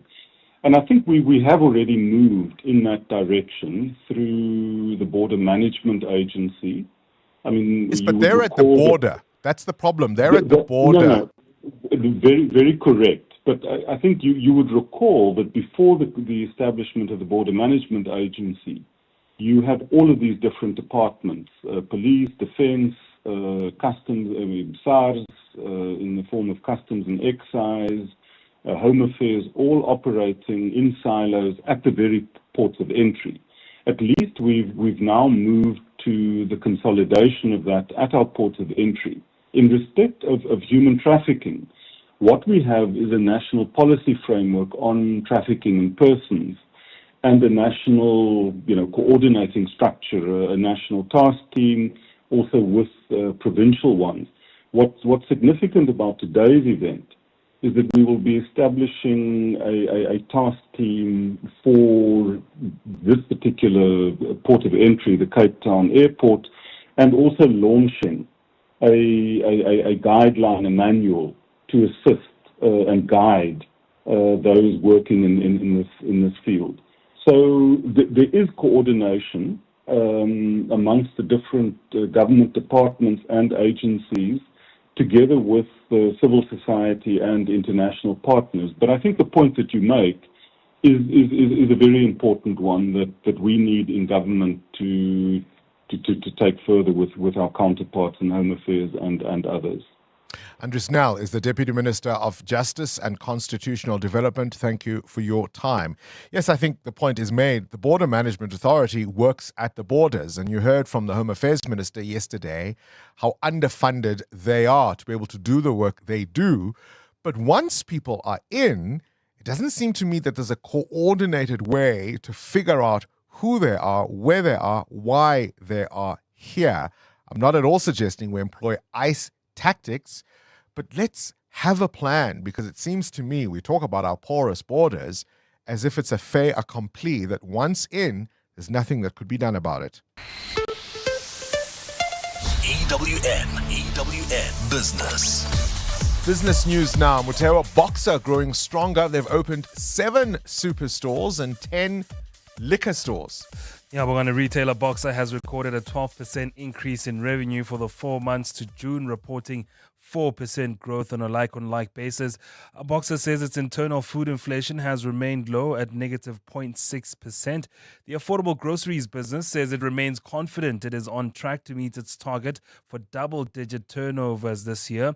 Boxer is gaining traction in the market, with the retailer opening 7 superstores and 10 liquor stores in the first 4 months of the 2026 financial year. Now, this takes Boxer's total store count to over 500 across South Africa and Eswatini. The retailer plans to invest another 1.2 billion rand to open more stores and a distribution center in KwaZulu-Natal. Not such great news, though, for Kumba. Yeah, it's been highly mixed for Kumba. That's because the U.S. tariffs and retaliatory tariffs from China has hit the market. Also, the lower construction demand coming out of the second largest economy in the world, hitting those iron ore demands and prices. Iron ore miner Kumba saw revenue dip because of lower prices in the market. Headline earnings per share remained flat at 22.26 rand, while the interim dividend decreased by 12%. Kumba share prices dropped some 35% from the previous year, losing nearly 50 billion rand in value. Where's the rand? 17 rand 87 against the US dollar, 20 rand 64 cents against the euro, and 23 rand 85 cents against the British pound. Price of gold up slightly, $3,326 an ounce, while platinum is down more than 1% at $1,389. Brent crude at $71.73 a barrel. More business after 8. Time now for your latest eyewitness news. At the news desk is Mbali Dlamini. Let's talk about taxis, Mbali. Good morning. Thanks, Bongani. Good morning. The South African Metered Taxi and E-Hailing Association will be providing an update on the formalization and unification of the sectors in Gauteng. It comes after a number of e-hailing operators took to the streets over concerns, including what they have described as an unfair split of trip fares with companies Bolt, Uber and InDrive. Other safety and regulatory concerns have also been highlighted in the recent months. Samtia's Sbongiseni Shange says today's briefing follows engagements with various stakeholders, including the Department of Transport in the province. In the main, we'll be discussing safety, formalization, transformation, professionalization in the industry. You would know that there are too many challenges within the space of e-hailing that needs attention. Let's stay with labour-related matters. South Africa's trade union federations have called for tighter industrial policy across the continent. COSATU, FEDUSA, NECTU and SAFTU made the calls on the sidelines of the latest L20 meeting in the Western Cape as the country continues to host a series of G20 meetings. The four unions used the gathering in George to deliberate on the African Continental Free Trade Area as well as its implications as part of strengthening trade between African economies. The unions say informal cross-border traders should not be marginalized. FEDUSA's General Secretary Rifda Ajam says the upcoming review cycle provides a critical opportunity to push for binding labor protections. Workers must be part of the conversations. Workers must shape the discussions and the outcomes in particular, because we cannot be there just as a mere participant, but an active engager in terms of how we shape the realities and the livelihoods for workers, because we can no longer accept the terms that African workers are the exporters of wealth and the importers of poverty. To this now, Action SA has warned of huge public discontent should Tshwane Mayor Nasiphi Moya be removed. At the heart of the issue in Tshwane is the Tshwane City Manager, Johan Metla, who some political parties believe was appointed irregularly. The ANC and EFF have publicly stated they want him removed from his position, while Action SA is not on the same page with its coalition partners.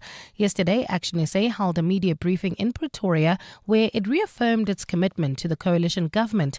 Thabiso Koba was there. EFF leader Julius Malema has weighed in on the situation of the Tshwane City Manager, accusing Action SA of having an ego and not listening to his coalition partners. Malema has suggested that this matter could, quote, kill the coalition. They don't say they don't want action, they say that we have a problem with this municipal manager, they put the facts on the table, listen to them, okay, agree, and then start a process jointly, collectively to come up with a city manager. Action SA National Chairperson Michael Beaumont says the party won't take any action that will invite unnecessary instability to the capital city. If you think the reaction to General Mkhwanazi was big, I'd like you to consider very carefully how the residents of Tshwane would respond to anyone who tries to remove this mayor. Meanwhile, the DA in Tshwane says parties who want to remove the city manager have ulterior motives. Thabiso Koba, Eyewitness News. And in Hawaii, government has urged the public to cooperate with authorities and pay close attention to weather warnings.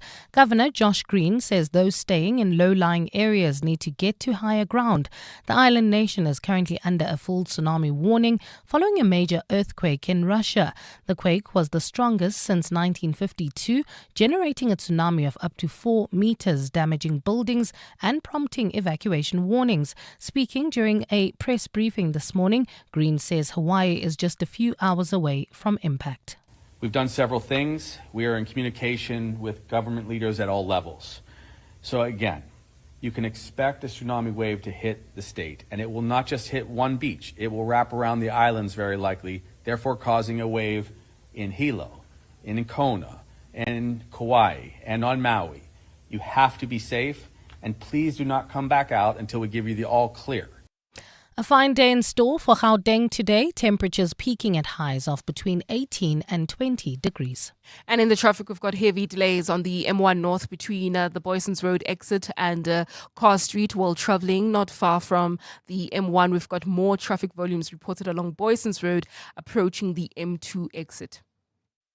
The top story in EWN, the South African Meter Taxi and E-Hailing Association will provide an update on the formalization and unification of the sectors in Gauteng.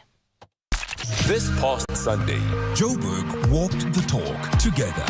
Thousands stepped up, stepped out, and stepped forward. And none of it would have been possible without the incredible partners who walked this journey with us. We as Freedom Park are excited. The highlight for us is the coming together of the diversity of South Africans from all walks of life. There could not have been a better partner for this walk, and we are coming back as Freedom Park. Prime Media 702, we are here and we are taking this further, we are taking this forward because this walk, it's also about a national dialogue. It's about getting South Africans talking and reflecting as they walk. A heartfelt thank you to every sponsor who made this year's 702 Walk the Talk possible. You powered the spirit of a city walking as one. The 702 Walk the Talk was hosted by Freedom Park in the city of Tshwane. Time to review my favorite employee, my F&B Gold business account. You give me thousands of potential customers by listing my business on NAV Marketplace and access to Guard Me, a bodyguard for cash drops, locking up. No other card does this. If you weren't a bank card, I'd give you a raise. The F&B Gold business account. No other card works harder for your business because your safety is worth it. F&B, help changes everything. T's and C's apply. F&B, a division of First Rand Bank Limited, an authorized FSP and credit provider. Aquele. Aquele. Aquele. Aquela. Aquele. Aquili. Aquele. No matter how you say it, one thing's for sure. Aquele is South Africa's most loved water brand, refreshing you with pure natural spring water and delicious flavored sparkling drinks. From every sip to every smile, thank you Mzansi for making Aquele a part of your everyday moments. Aquele, spreading joy to South Africa naturally. Vodacom's Red Hot Deals presents more value. Get the Samsung Galaxy A05s 128 gig on a Flexi 160 plan for just $179 per month over 36 months. Enhance your deal. Add $99 extra per month to get 10 gigs of data and a free Vodacom Smart Tab 8. Available in-store and online. Miss it, miss out. T's and C's apply. Red Hot Deals. Further together. Vodacom. Did you ever work in the UK? If you did for at least 3 years and you're under 67, you can get a guaranteed UK state pension worth up to R5 million over a typical retirement for just a small payment directly to UK Revenue. Most people get 40 Rand back for every Rand they pay in. There's a big queue at UK Revenue as this opportunity may end soon, so act fast. Call Extra Pension in Cape Town or see extrapension.com. Mind your UK pension and it'll mind you. Service fees apply. 702. WhatsApp Bongani on 072 702 1702. Morning, Gavon. Bongani, 702 land. Trafficking of humans is actually technically kidnapping. And why is it so prominent across our borders into our country? Is because our government associates itself with kidnappers. Those Hamas kidnappers, they jumped border and kidnapped Israeli citizens. So don't be surprised that you are dwelling and living amongst kidnappers. Anonymous in the deep south. Yeah, no wonder you are anonymous, right? I see stretch marks all over your argument. Our government does not support the actions of Hamas. They were quite clear in condemning what happened on the 7th of October. But we're a long way away from those events. We now are dealing with a completely separate issue. You can't stretch that and try and make it fit in this situation or this conversation. We're talking about, and I think at the heart of it, is the fact that people can get in and out of South Africa quite easily and in many cases unmonitored. And even when they are, at times the very people who are meant to stop them are corrupted. People are telling me about how easy it is to get from Eswatini into South Africa, that there's an old little wire fence that's kind of incomplete. You literally walk in, right? I mean, I'm not talking about the people who have passports to go through the border control, but there are areas of the border where there's no one watching, and you just saunter across, and boom, there you are. So recently, for example, when we were told of these bad criminals, so dangerous were some of them, the US tried to deport them to their countries of origin. And those countries said, no, we don't want Amo and Cindy back. No, thank you very much. So what did the US do? They made an arrangement with Eswatini for Eswatini to take them. Now, where do you think those guys are going to end up? Come on. So we then don't have a clue whether these people are here because they walked in illegally looking for economic opportunities or whether they're even trafficked, right? Men, women, boys, and girls. Because once they evade the Border Management Authority, once they evade the guys at the borders, who's making sure we know exactly who's here and why once they're in our cities? That's the problem. 702. What's the question? What's the question is brought to you by Outsurance. It's your chance to win up to 3,000 Rand in cash. First 1,000 Rand for the answer, and then a little later 2,000 Rand if you can give us the question. SMS out to 45142 now, and you could save on your car insurance. Let's get today's answer from Mdu in Fourways. Mdu, good morning to you. Please give us today's answer. Morning, Bongan. How are you? I'm very well, Mdu. I hope you are too. I'm doing well, can't complain. The answer for today is 2003 to 2011. 2003 to 2011. That's a tricky one, them do. Tell me, do you have a quote from Outsurance or are you a member? Yes, I do have a quote, the bongs. Your biscuit, 1,000 Rand is coming your way, all thanks to Outsurance and 702. There you have it. Mdu says from 2003 to 2011. That's the answer. What's the question? Call us if you know on 011 883 0702. EWN Sport. This EWN Sport is brought to you by R&B Corporate Banking. Ready, set, cash flow. Cindy Peluta, no more need to make gestures because I now have a copy of the bulletin. We'll start with the PSL Awards last night. Only because my computer's working. So I was like, yes, I can sacrifice my hard copy. In broadcasting, never go into any situation without a hard copy in front of you. Trust me. At the PSL Awards last night, Lucas Ribeiro was main winner of the night, winning player of the season as well as players player of the season. He also finished as the top goal scorer and won goal of the season. Orlando Pirates' Relebohile Mofokeng won young player of the season. Coach of the season is Sundowns coach Miguel Cardozo. At the World Swimming Champs, South African Peter Kutzer won gold in the men's 100-meter backstroke in a new African record time, 51.85 seconds. No, it was awesome. I think the competition was very deep here, so there was 8 guys who could have won it, and University Games prepped me very well. The guys went fast there as well, so I'm over the moon. It was anyone's game. I knew that going into it, and to get away with the win was awesome. Springboks are looking strong ahead of the Rugby Championship with only Kane Moody and Cheslin Colby out with injuries. Moody has an infection in his hand. Colby has a knee injury. The Bucks play Australia and Johannesburg on August the 16th. This week's training camp was not originally part of the schedule. Coach Rassie Rasmus. We just decided after the 4 games that we've played, giving the guys 2 weeks off before we go full on to the Rugby Championship. It's a bit too long. So this week basically has given us time to align a lot and go through every single facet of our game, and just to be 100% aligned between players, coaches and S&C staff and medical team, that all the players know exactly what we expect from them. In cricket today, Zimbabwe hosts New Zealand in a first test. New Zealand without captain Tom Latham, who has a shoulder injury.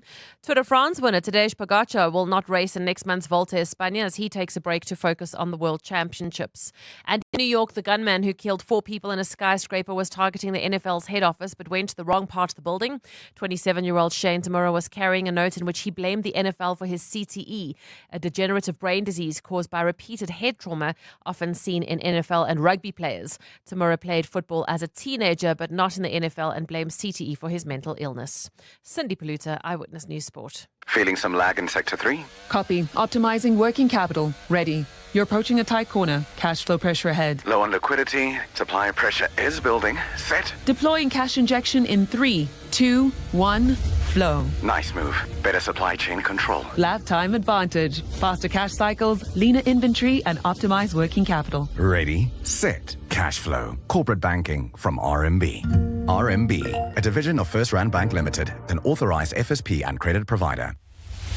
Clement Maniatella. Weekday mornings. 9 to 12. 9 to 12. Godfrey Libya confirmed on the show last week that you have provided information to the Hawks as an informant, which has been credible before. That is not true. In fact, please put it on record that I have never provided information to the Hawks. I'm not a police informant. And he wouldn't say that. Hold on. He wouldn't say that? He did say it on this show. Listen to this. He provided the information to us, which in the past we had to work on it. I'm actually appalled. I'm not an informant, as he says. If I were to show you our WhatsApp conversation, there's nothing about providing information, credible information. So what were you guys talking about since 2023 on WhatsApp with the head of the Hawks? We're talking about things that have nothing to do with being an informant. Malcolm X? Clement Maniatella. 9 to 12 on 702. Sunrail is upgrading your route. From 20 May 2025 to 31 January 2027, expect partial nighttime lane closures on the N3 between Geldenhuys and Baklu interchanges. Closures run from 8 p.m. to 5 a.m. with at least one lane open in both directions at all times. Please plan your trips, slow down and follow all signs and signals, and exercise caution when navigating affected areas. We apologize for the inconvenience and thank you for your patience. Sunrail remains committed to improving safety and the quality of our national roads. Sunrail is building roads that connect South Africa. Sunrail, an agency of the Department of Transport. You and your 2 besties have been belting out the same song since you were 6 years old. Don't you feel like a crime? 30 years later, and that song will be sung live in New York City. Don't you feel like crying? Imagine. Don't you feel like you could cry, cry, crying? Now imagine buying 3 Golden Circle tickets to the show. Ladies, we ride a door. Oh, yeah. Invest early. You'll be so happy you did. Coronation. Trust is earned. Coronation is a registered FSP. So we did a thing. A full commitment kind of thing. We've partnered with Sixt to bring Worldwide to your doorstep. So, you see how that's a serious thing? Because that's what you deserve. We know you're the GOAT. So, premium it is. Premium service, premium vehicles, premium you, premium us. Sani Sixt is all about adding extra to ordinary. Extra reach, extra countries, so you can be extra premium worldwide. Be the greatest of all time and rent Sani Sixt. EWN Traffic. This EWN Traffic is brought to you by Citroen. Buy an Aircross from 279,000 Rand or a C3 from 262,000 Rand. With a service plan, you'll get a 4-month payment holiday. Visit citroen.co.za. T's and C's apply. We've got faulty traffic lights everywhere, Amo. That's correct, Bongani. Particularly at this moment, most listeners are complaining about the ones out in Dinwiddie, Germiston, right at Grey Avenue and the N3. They're causing heavy delays within the area. So please be on the lookout if you're traveling within the Germiston, Dinwiddie area this morning while traveling in 4 ways. Obviously, faulty traffic lights right at Winnie Mandela Drive and Leslie, and they're also out of order in Edenville along from Riebeck and Modderfontein Road, also causing heavy delays there. Otherwise, if you're traveling towards Rivonia, we've got an accident reported on the N1 South right near Rivonia Road. Delays from the Baklu interchange. I'll have more updates for you. Stay tuned. There's more EWN on air, online, and on the EWN app. Break! You should put yourself first, like interpreting mandatory in-office days as optional. You do more than enough and you deserve breaks, no matter what the boomers say. Maybe if they'd done more lunchtime yoga, they'd be less uptight. That's why we'll give you a 4-month payment holiday when you buy the powerful C3 from just 262,900, which comes standard with rear sensors, reverse camera, warranty, and service plan. Visit citron.co.za for more. T's and C's apply. 702. What's the question? For 2,000 Rand in cash, all thanks to Outsurance. Please tell me, what's the question? If the answer is 2003 to 2011, we've got Chanel on the line from Edenvale. Chanel, what's the question? Bongani, the question is, how long was Arnold Schwarzenegger governor of Colorado for? Ooh, Colorado. What's the other one, Chanel? Isn't it California? California! There you go. There you go. Colorado. Not quite. Chanel, congratulations. You've won yourself 2,000 Rand in cash.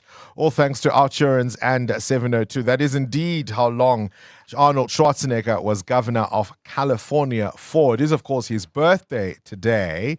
And we were talking a little earlier on about the shocking discovery his former wife, Maria Shriver, made. Arnold Schwarzenegger has 5 children. The 2 youngest were born in the same year, one to his wife and one to their former domestic worker. All this time, Maria Shriver, his wife, didn't know that the boy, let's call her Ngwana Sarah, right? Sarah's son, who was growing up with her own kids, playing like brother and sister, because they actually were. And for years, she'd known this guy was a philanderer and he was cheating. And it was only when she realized who Sarah's son's father was, Sarah's son's father was, right? I mean, I don't know what the woman's name is, but let's call her Sarah. Kanti ngwana Sarah, ke ngwana papa. And that was for her the last straw. I'll play you that clip where she talks about how she had to get over it and what it took for her to get over that discovery. But if you've been in that kind of relationship where you've known for years your partner cheats, what was the last straw? What was that one moment that pushed you over the line and you said, so far and no further? Now, this just in, a 38-year-old man named Tabang is a real Outsurance client who switched and now saves an unbelievable 363 Rand a month on his 2018 Toyota Corolla 1.6. So that's 363 Rand more in his pocket every month. Get a quote today and see how much Outsurance could save you on your car insurance. Call 0800 60,000 or visit outsurance.co.za. You always get something out. Outsurance is a licensed insurer and FSP. T's, C's, and information online. Celebrate the horse racing season of champions with Hollywood bets and settle up for sensational success. stand a chance to win a spectacular share of over 2 million rand in prizes, including a brand new Amoda C5 or C7. All you have to do is bet 50 rand or more on any horse racing event for a shot at your crowning moment. Take the reins and get ready to gallop to grand rewards. Bet now. T's and C's apply. Hollywood Sportsbook is a licensed betting operator. Hollywood Bet supports responsible gambling. No persons under the age of 18 years are permitted to gamble. Winners know when to stop. South African Responsible Gambling Foundation toll-free counselling line 0800 006 008 or WhatsApp help to 076 675 0710. At Bright, we don't just provide business insurance. We insure your business's future success. Because your business is so much more than desks and computers and equipment, which is why we use our specialist expertise to tailor solutions for each client differently to ensure what's really important. So ensure your businesses Financial security with Bright today. Contact your broker or go to brightinsure.co.za to find out more. Bright, approach risk with purpose. Bright is a licensed insurer and authorized FSP. So, how did it go? Oh, just perfect. The drive, so comfortable. The panoramic sunroof, my highlight. But what about the date? It was nice, but the Jolian Pro, next level. Sometimes the drive is the best part. The Haval Jolian Pro from 4,299 per month. Visit gwm.coza for T's and C's and to book a test drive. Go with more. Go with GWM. 702 702. What's gone viral? with Kabazela. Time now for the world of viral content. Kabazela. Good morning to you, Bella. Oh, I loved this first video. Ringtones back in the day. So this is a guy on TikTok. I think he calls himself Mr. Ringtone. And he takes all the old phones, the Nokias, and he does certain things with them. He'll play ringtones and then he'll do other features with some of the phones. But this particular video that we're going to be talking about, I wonder if some of our audience will have no clue what we are talking about or when we play the sound. And there will be others that will be like, yes, nostalgia, scratching the back of my brain, love it. So let's hear this ringtone that was very popular on the Nokia 5110. It's called Kick.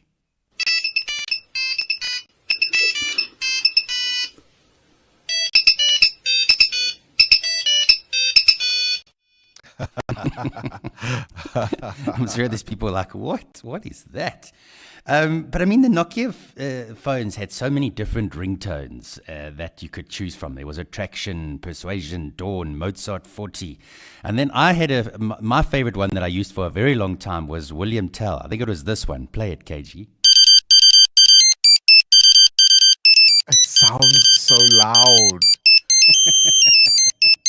The only person whose phone I hear ring is my mother's. Yes. I mean, ringtones these days hardly exist. No, I don't want to hear your phone ring. I get offended. No. It's almost as if I have to answer it. Right? What was your favorite ringtone back in the day? Kabazela, you say yours was William Tell? William Tell, the other one we just played now. What was that one called? Yeah, flipping hell, I can't remember now, but that was also popular. Hey? So KG's just winked at me. He's got a collection of ringtones. We'll play them after 8 o'clock.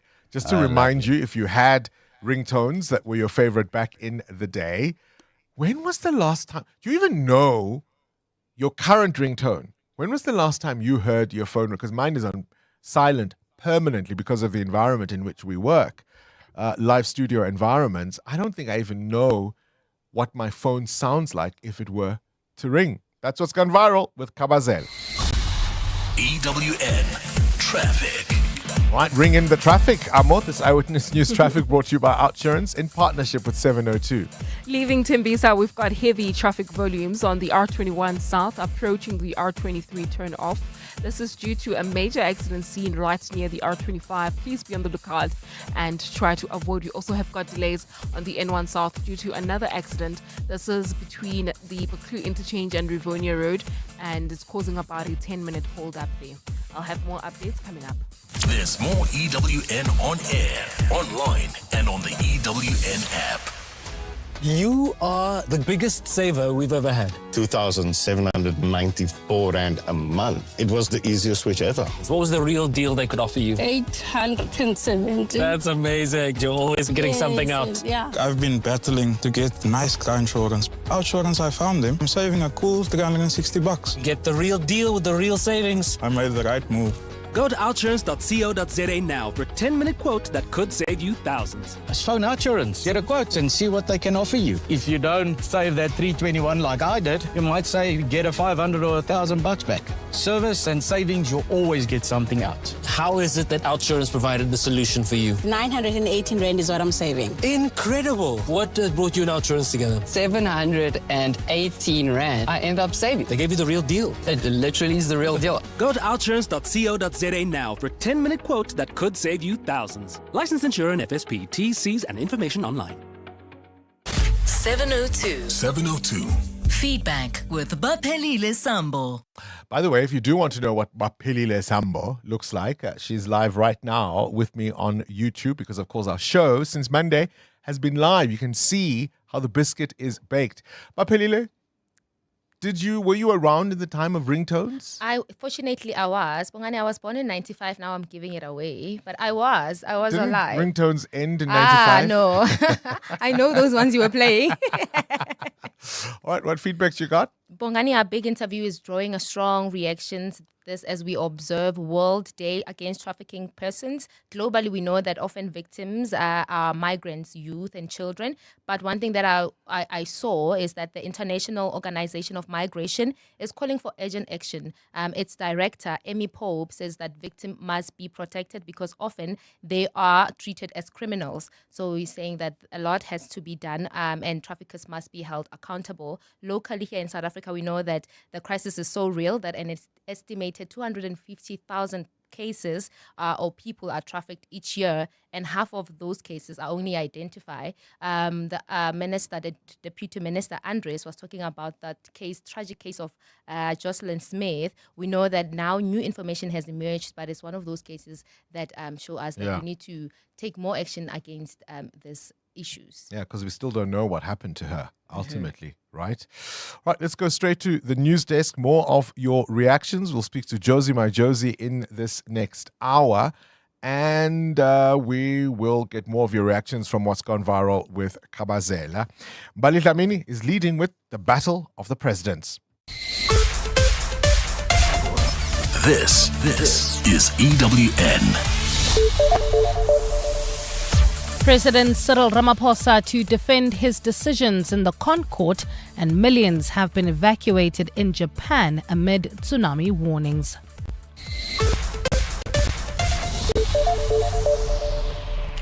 Good morning, I'm Bali Dlamini. A presidential battle will be playing out in the Constitutional Court today. The MK party and its leader, former President Jacob Zuma, are set to challenge President Cyril Ramaphosa's recent decision to place Police Minister Senzo Mchunu on special leave. The MK party approached the Apex Court on an urgent basis, wanting Mchunu's suspension, the appointment of an acting minister, and the institution of a Judicial Commission of Inquiry set aside. Earlier this month, Ramaphosa made the decision based on an explosive media briefing by KZN Police Commissioner Nhlanhla Mkhwanazi. Khomotso Modise reports.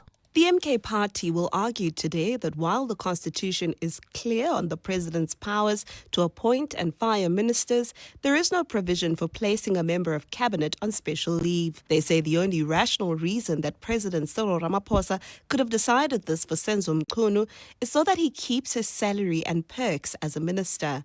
But the president argues that while there is no explicit mention of special leave in the supreme law, he has implied ancillary powers. He says he cannot simply fire Mchunu based on untested allegations. Because former President Jacob Zuma and the MK party are separate applicants in the matter, different lawyers will argue on their behalf before the bench this morning. Khomotso Modise, Eyewitness News. The Health Ombudsman is expected to release its findings today on an investigation into the treatment complications and deaths of psychiatric patients at 2 Northern Cape hospitals. The investigation addresses cases involving the death of 2 patients and inadequate medical care for another at the Northern Cape Mental Hospital and the Robert Mangaliso Sobukwe Hospital. The investigation was initiated following a complaint lodged by Health Minister Dr. Aaron Motsoaledi in October last year. Thando Luhle-Ngcobo has more. A previous investigation by the South African Human Rights Commission and the Mental Health Review Board in August last year revealed that the deaths of 3 patients at the Kimberley Mental Health Hospital were under investigation. The deaths were allegedly linked to the facility's poor infrastructure, which included a lack of electricity due to cable theft, broken windows, and a lack of warm water. The patients were transferred to Robert Sobukwe Hospital, where they died. In January last year, there was also a report of a 22-year-old mother who fell to her death from the 5th floor of the Robert Mangaliso Sobukwe Hospital. An inquest docket was opened and the Northern Cape Department of Health confirmed they would investigate the incident. The media briefing today is set to provide an overview of the investigation's findings, conclusions and recommendations. Thando Luhle-Ngcobo, Eyewitness News. In the courts now, 3 suspects linked to the murder of ANC politician Qoliseka Lali are expected to make their first appearance in the Queenstown Magistrates Court in the Eastern Cape today. Lali was shot and killed last week while at his rented accommodation in Komani.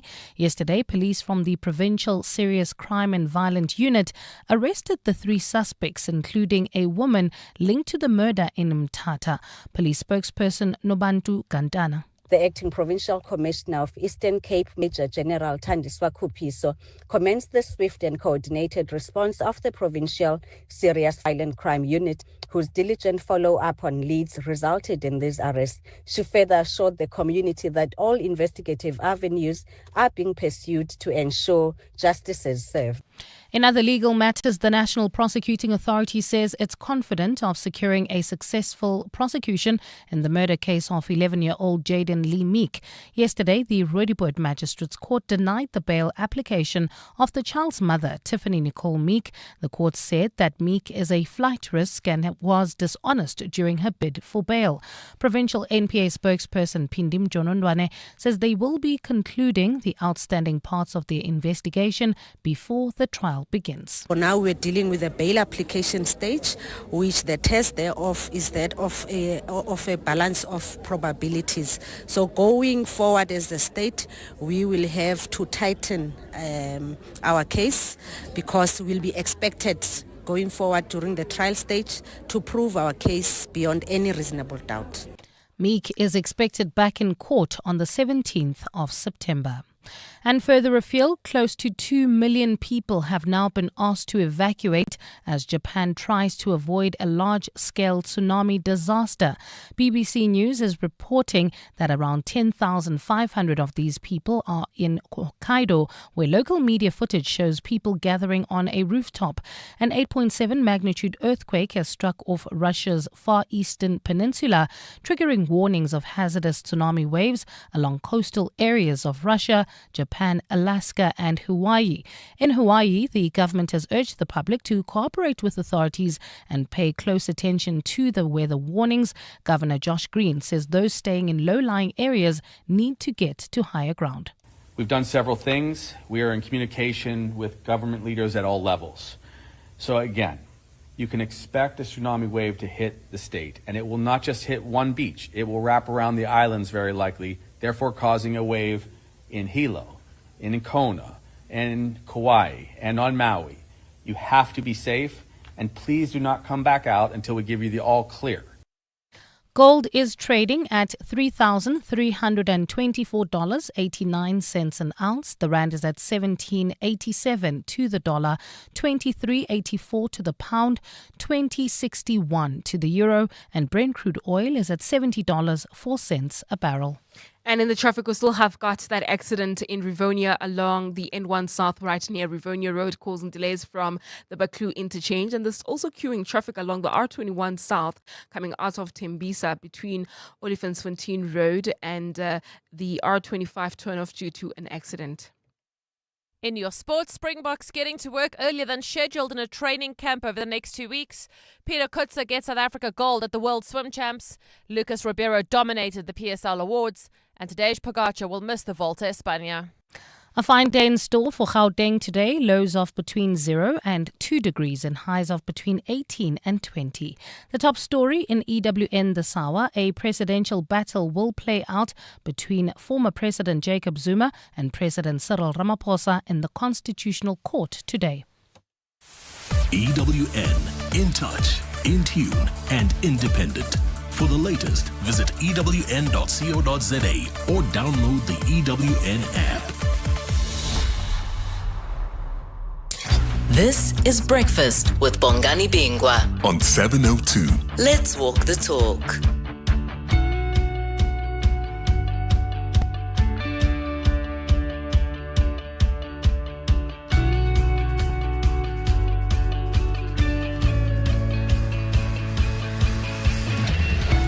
Nine minutes after 8 o'clock, you're listening to 702 Breakfast on this Wednesday, the 30th of July, the year of our Lord 2025. Earlier, we spoke to Crystal Alderson in the Africa Report. She was telling us about cryptocurrency gaining traction in Ghana. And one of the reasons, you might speculate, is this explanation. Stephen Crotus has just sent us a voice note. He was listening to that conversation, and he says increasingly, because Crystal told us, there are more cryptocurrency transactions on this continent than there are in America, which I thought was fascinating. Here's Stephen's postulation. Hey, how's it, Bongani? It's Stephen here. Look, no one's going to accuse me of being a big fan of cryptocurrencies. But I was listening to what Crystal said and the sort of rise of cryptocurrencies in sub-Saharan Africa. And from what I understand, I think one of the major reasons that that's happened is that people just don't trust their own currencies. They don't trust their own governments and their own central banks. And that's one of the reasons why people in some countries are really rushing towards crypto, something they can trade, that they see as sort of real and they can trust more than their own country, and why perhaps the adoption of crypto has been quite quick in South Africa, but not nearly as quick as in other places. So it's just interesting to watch. I think so much is happening in the sort of digitalization of finance, and it's one of the key issues that the G20 people are discussing. Their finance ministers talked about it last week. I'll see you later. Cheers. Stephen Critters, of course, is on The Money Show every weeknight from 6 o'clock. Mateo, I listened to an interview just recently with Jerome Powell, where he essentially admits that the U.S. Central Bank, the Federal Reserve, has printed more money. But what that means in 2025 is not quite what it meant 50 years ago, because now money has gone digital. Yeah. And it's essentially a guy deciding through a computer program to add whatever zeros. And Bob's, your uncle, money has been made available. Isn't that fascinating? Yeah, that really is. It just shows that as a system, the idea of money, as much as we see it as tangible and something that's of value, it's really, how can I put it? Money is imagined. Yes, it's imagined. That's a better way of putting it. It was an aha moment because, again, crypto, it's easier to conceptualize crypto because you've never had a physical version of cryptocurrency, right? Or any of these, cryptocurrencies, right? They're digital currencies. Yeah. That's the word I was looking for. And so now, because money, rands and cents and dollars and pounds are increasingly much more in the digital world than hard cash, it's not easy. It's not that difficult to make the same jump. No, it isn't. And if you think about, speaking about the cryptocurrencies, the population in Africa, most people are under 25. They're likely to adopt countries like Ethiopia, Kenya that used M-Pesa. So it must be easy for them to now jump onto cryptocurrencies. South Africa as well, although on the continent, I think we're fourth. Nigeria is second in the world in terms of that adoption. If you know anything about the Naira, you'll know it's been devalued, it's not trusted. So they'd rather get something that's pegged to the dollar, that is digital, that they can use for cross-border payments. So that also increases the use as well. It's going to be fascinating to watch what this will mean for traditional power structures and control of economies around the world as increasingly people go to these digital currencies. We will soon be speaking to Dr. Ria de Villiers, leader of the education workstream at Jozi My Jozi, but also coming up, a conversation about blacklisting papgeld defaulters. This is Breakfast with Bongani Bingwa on 702. Let's walk the talk. Promised you 2 clips. We told you the story of Maria Shriver being horrified and finding out about her husband, her former husband, Arnold Schwarzenegger's affair with their domestic worker, and whose child she had essentially helped to raise, not knowing it was her husband's son from this affair. She found it difficult, and eventually I think she had to work through the process of healing and rediscovering a sense of who she was. Have a listen. A convent I did like so many things, but one of the things I did is I went to a convent to be in silence and, to look for advice. And the Reverend Mother there said to me at the very end, she said, "I think you came here looking for permission." And I felt like I was in a scene out of The Sound of Music, which had been like, I was like, oh, what? She goes, "You can't come live here." And she goes, "But you do have permission to go out and become Maria." And I was like, sobbing. And I'm like, "Who's that?" I was like, "Who is that?" And so I think the word permission, I had never given myself permission to feel, to be vulnerable, to be weak, to be brought to my knees, and the world did it to me. And then I was like, okay, God, let's go. Yeah. And I'm going to take this and learn everything I can about my role and what I need to learn. When something like that or the universe knocks you like that, I think you have to not focus on the other person, just figure out what is your learning curve? What do you need to learn from this experience? Indeed. And of course, those ringtones. Which one was your favorite? Here is some of them to remind you, to jolt your memory a little bit.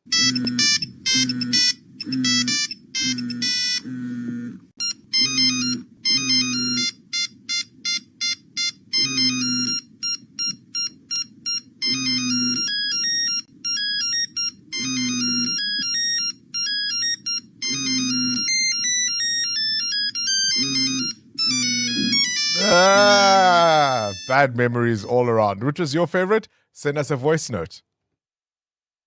Let's talk. We're listening. Morning, Bongani and team. We had this colleague, every time when the boss has irritated us or is annoying us, we'll put on that frog ringtone. Nokia had a frog. That's a wow, wow. Good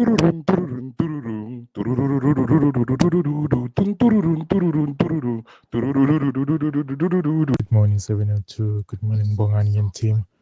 My favorite ringtone is the Nokia one, the old Nokia one. Yeah, but currently now, for some reason, my phone, I don't have a ringtone on my phone. I'm anxious every time I get a call. I'm just not comfortable taking calls. Hi, morning Bongani. Always in Sentin.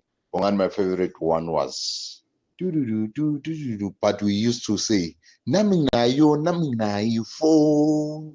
Nami na you phone.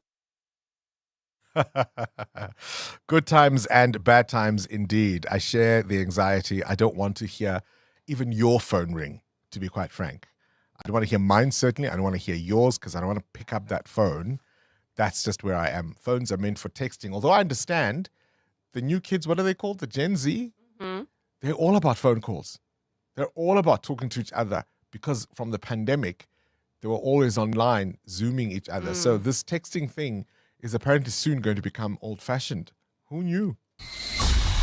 EWN Traffic. All right, let's quickly look at traffic news. Amo, what's the latest on your screens? I actually know a lot of people who use traffic to take phone calls when they are stuck in traffic. That's the time they can be on their phone and answer those phone calls and do all of those things. So don't undermine traffic, please. Okay. Yeah. Okay. Next time you're in traffic, answer that phone call. Well, we've Won't got be delays. yours. We've got delays on the R21 South between Olifantsfontein Road and the R25. That's due to an accident, as well as roadworks taking place along that route. There's another accident that's been reported on the N1 North, right near Malibongwe Drive, and it's causing delays coming out of Beyers Nodia Drive. Please be on the lookout there.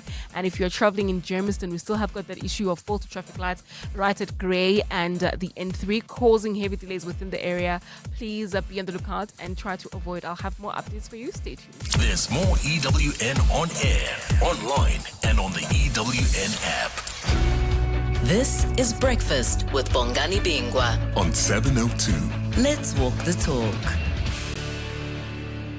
19 minutes after 8 o'clock, onto this now. Have you ever had to fight to have the other parent support the child you had together? The endless pleas, the frustration, worrying about whether your child's well-being would be provided for, the long queues, snaking through various courts, filling this form, filling that form, come back this day, come back another day. And still, even when you have written agreements and undertakings, the money just doesn't come. A new proposal is to blacklist maintenance defaulters. We're speaking now to Annika Gravenstein, who is the chairperson of the Social Justice Foundation.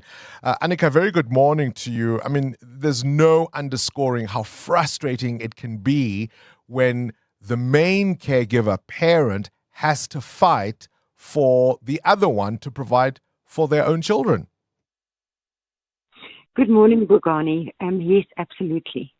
And that was the main reason why we lobbied to change legislation and to involve the credit industry when it comes to maintenance obligations. All right, so how will blacklisting defaulters help?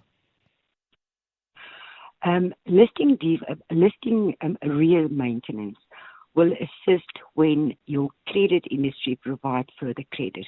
In other words, arrear maintenance will reflect on the party's credit profile, and when the credit provider do the affordability assessment, that will obviously be taken into account for. And they should not qualify for additional credit if the maintenance is not up to date. And I would imagine there are employers where it is necessary who look at your credit history and your credit score, and if you've got, bad listings against your names, that's one of the things they could eventually be able to see. Yes, employers will see that, and hopefully employers will assist us to promote this accountability and responsibility when it comes to our children. How do you prevent partners who want to, punish the other one because the marriage has soured or the relationship has soured, and even where the partner is supporting their child, the other one wants them blacklisted anyway? How do you prevent the abuse of that? Well, we've got a two-level verification system where we first work with the courts and then we speak to both parties, because it's very important that the information that we submit to the credit industry is accurate and up to date. We work from court orders. In other words, once the court has granted the order, that will be the point of departure. So it's not a case of, there's no emotion in this or malice in this. That's why we work with a second level of verification. We mask the information of the minor children. Parties can come for mediation to see if we can resolve and find another solution. So just hang on. When you say based on a court order, the court order will be a maintenance order, right? It can also be a divorce order. Sure, but what I'm saying is the court doesn't necessarily, at the point you may want to have somebody blacklisted, the court may not necessarily have proof that they didn't honor the order or whatever agreement was signed. No. Once the maintenance is in arrears for 10 days, parties need to go back to the court and apply for the enforcement of a maintenance order. The court will then grant an order, another order, and then we will continue to make contact with the parties, confirm that the information that we have is the correct information, and only then will the information be given to CPB. And will defaulters have an opportunity to rectify? I mean, in other words, if you've gone and applied, gone through this process, and I pay you on the 11th day? Yes, absolutely. We've got a clearance process where you can come back and supply us with proof of payment. It will be verified with the maintenance beneficiary, and the listing will be removed, just like with civil judgments. All right. Annika Gravenstein is the chairperson of the Social Justice Foundation. That's just not the kind of information you want your future employers to see, never mind credit providers. What's the moral of the story? Look after your children. It's that simple. 10 years ago, Illuma Capital set out with one goal: to help people like you build a legacy for tomorrow. Through personalized strategies and unwavering dedication, we've been instrumental in helping our clients achieve their financial dreams, whether it's securing retirement, growing wealth, or planning for the unexpected. For a decade, we've been trusted to guide your financial journey with expertise and care. Visit illuma.co.za today. Illuma Capital is a licensed FSP. T's and C's apply. So we did a thing, a full commitment kind of thing. We've partnered with Sixt to bring worldwide to your doorstep. So you see how that's a serious thing, because that's what you deserve. We know you're the GOAT, so premium it is. Premium service, premium vehicles, premium you, premium us. Sani Sixt is all about adding extra to ordinary. Extra reach, extra countries, so you can be extra premium worldwide. Be the greatest of all time and rent Sani Sixt. Extraordinary doesn't just happen. It's built, brick by digital brick. With every connection, every innovation, every leap forward. A cloud that scales with your vision. Security that earns your trust. AI that empowers smarter decisions. IoT that connects what truly matters. Connectivity that bridges every gap. We're not just building technology, we're building the future of South Africa.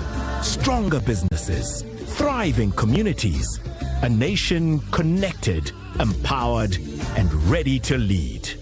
Together, let's build the extraordinary. Start your journey at vodacombusiness.co.za. Vodacom Business. Further together. The Money Show. Weekday evenings at 6.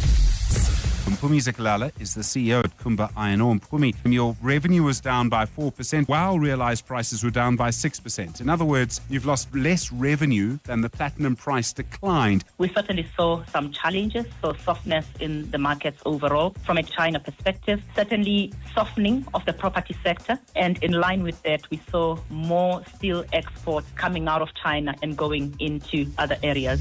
The Money Show on 702. Let's walk the talk. The Money Show with Stephen Grootes is brought to you by Absa CIB, honored as the best bank for ESG in Africa and South Africa by Euro Money Awards for Excellence 2025. Your story matters. Absa's a registered FSP. 702. The World View with Adam Gilchrist. Let's catch up with news from elsewhere around the world. One of the big stories this morning that we're keeping an eye on, Adam, is this tsunami warning across the Pacific. And already it's materializing. We know that waves of reaching 3 to 4 meters have hit just close to where the earthquake was, Kamchatka in far eastern Russia. A wave of over a meter has begun to wash through Oahu in Hawaii. They're predicting many more of these waves. It's not like it's just one and it's gone. So the alerts still exist across China, the Philippines, Indonesia, Guam, even as far across the Pacific in Peru and the Galapagos. Even in California, people are being advised to stay away from the coast. And currently in Japan, 2 million people are being evacuated. It's the big thing. We just don't yet know how big.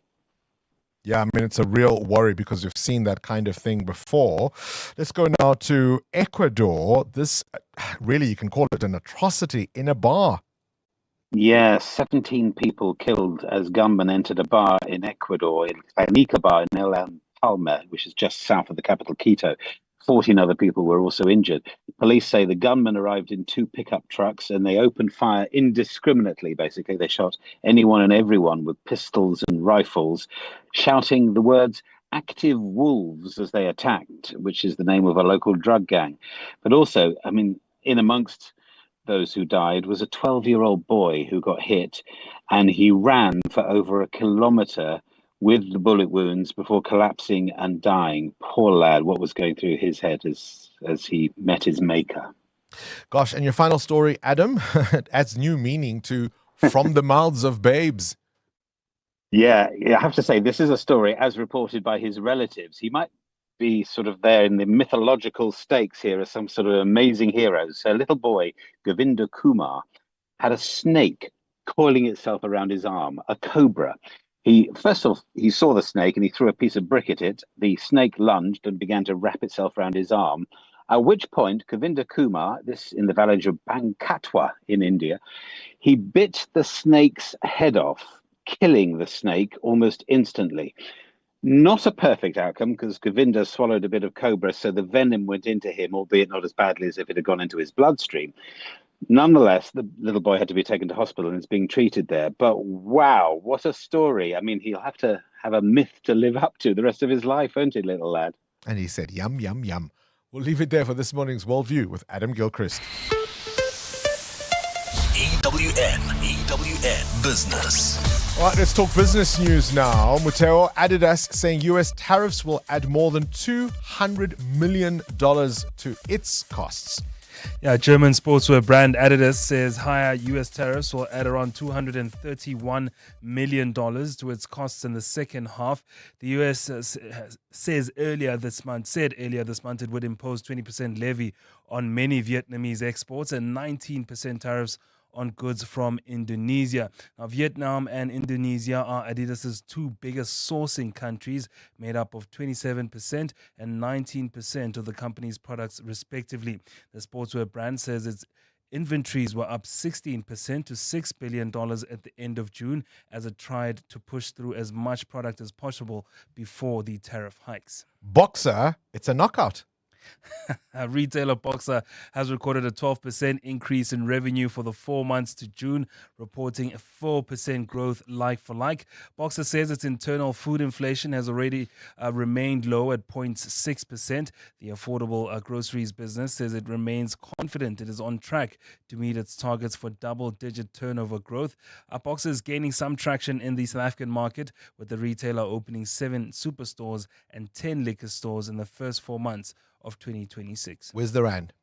Rand at this hour still quite strong against the US dollar at 17 Rand 88 cents, 20 Rand 63 cents against the euro, and 23 Rand 86 cents against the British pound.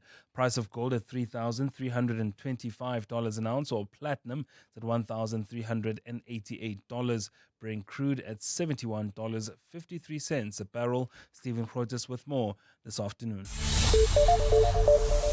Straight to the news desk we go. Up next, a conversation about revitalizing Jozi, my Jozi. But for now, Mbali Dlamini, we're in the capital. That's correct, Bongani. A very good morning. The Tshwane Metro has put an alternative water supply in place as a safety precaution as it investigates reports of smelly and discolored water at its Montana reservoir. The city says technical teams are working to determine the cause of the odor with a view to restore the quality of the water supply to that reservoir. Several areas have been affected, including Cynthia Vale, Doornpoort and all extensions in Sinoville. Spokesperson Selby Bukaba. Customers will be updated as soon as the cause has been determined and corrective action has been confirmed. The city sincerely apologizes for this unforeseen disruption of an essential service and pleads for customers' patience and understanding during this period.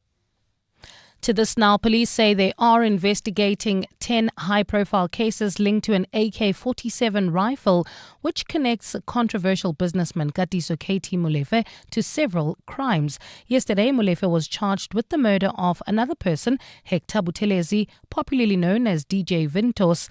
This is in addition to the murder of Oupa Sefoka, known as DJ Sambodi, as well as Aman Swat, a Vereniging engineer who was killed in a mistaken identity hit. His co-accused accused, who are the alleged hitmen, have also been charged with the murder of a man identified as Don Tindleni. Khomotso Modise reports. Katiso KT Moleve's charge sheet is getting longer as he was slammed with a third murder case, which is also a hit for the 2022 killing of Hector Buthelezi, known as DJ Ventos.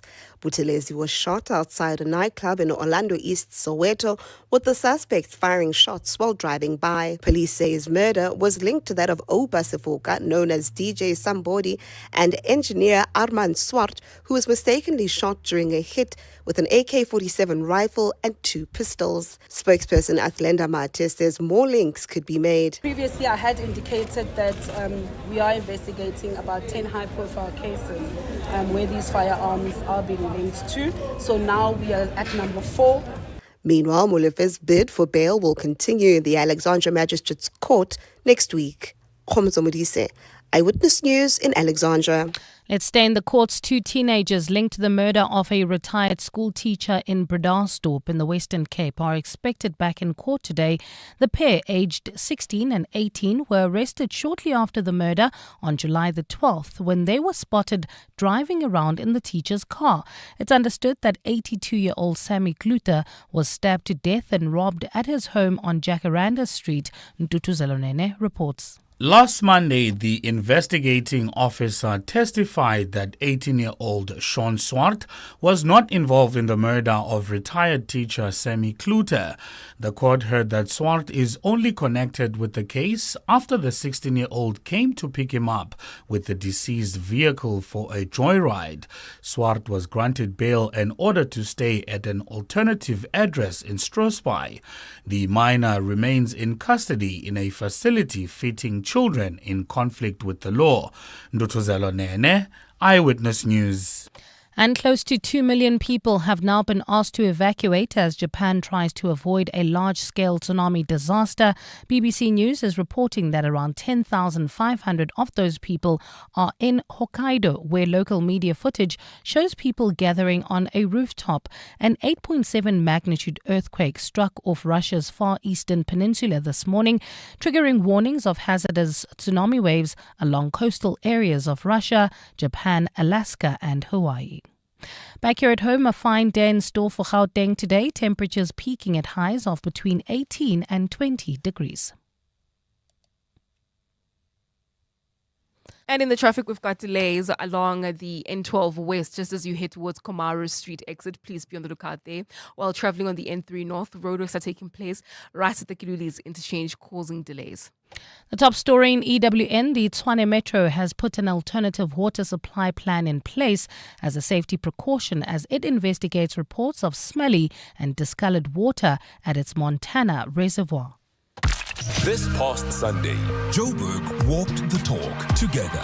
Thousands stepped up, stepped out, and stepped forward. And none of it would have been possible without the incredible partners who walked this journey with us. The highlight for Himalaya Wellness being here today for Walk the Talk was that the relevant space, we are around health-conscious people that want to be their better selves, and they also just want to live well, live herbal. So that's why we took the decision to be here. This is our first, but certainly not our last. So we look forward as Himalaya Wellness on being here next year as well as a partner of 702 Walk the Talk. A heartfelt thank you to every sponsor who made this year's 702 Walk the Talk possible.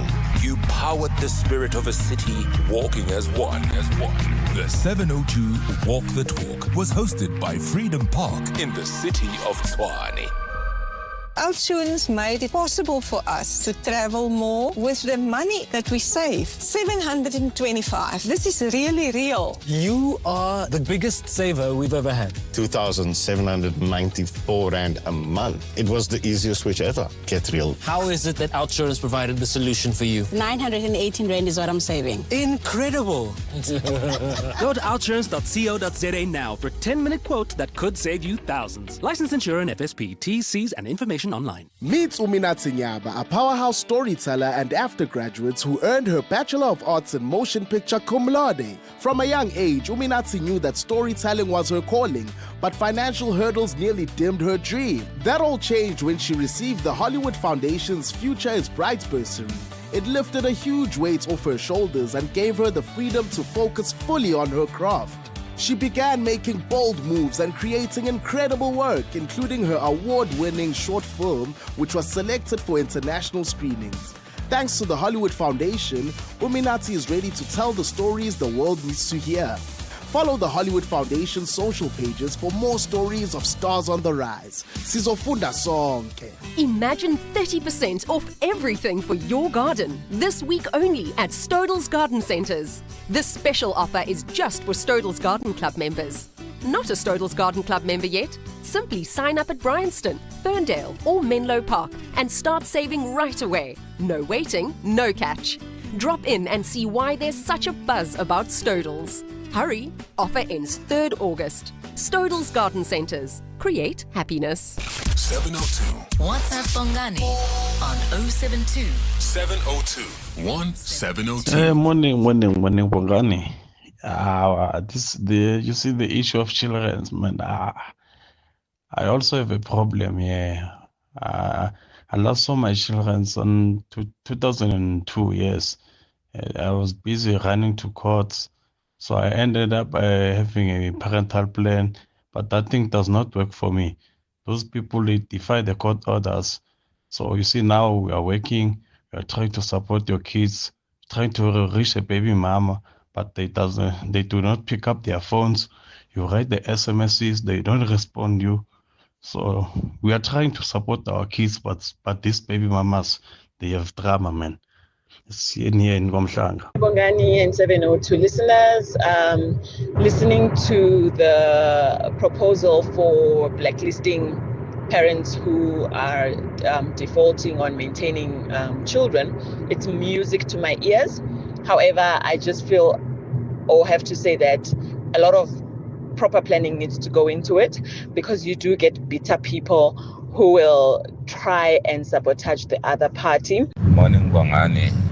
What happened to garnishing for those who don't want to pay the maintenance? Because I thought there was something like garnishing. They'll garnish you and take it direct from your salary. Maybe it's still happening. I don't know. But this blacklisting, I don't think it does work. Maybe it will work, but I think garnishing is the best. Thank you. Jabulani from Whiteville in Benoni. Good morning, 702 listeners and Bongani. Bongani, it's so frustrating. Let me tell you, I ended up not even asking for a cent from him. But you know what? It is what it is. No, I completely get it.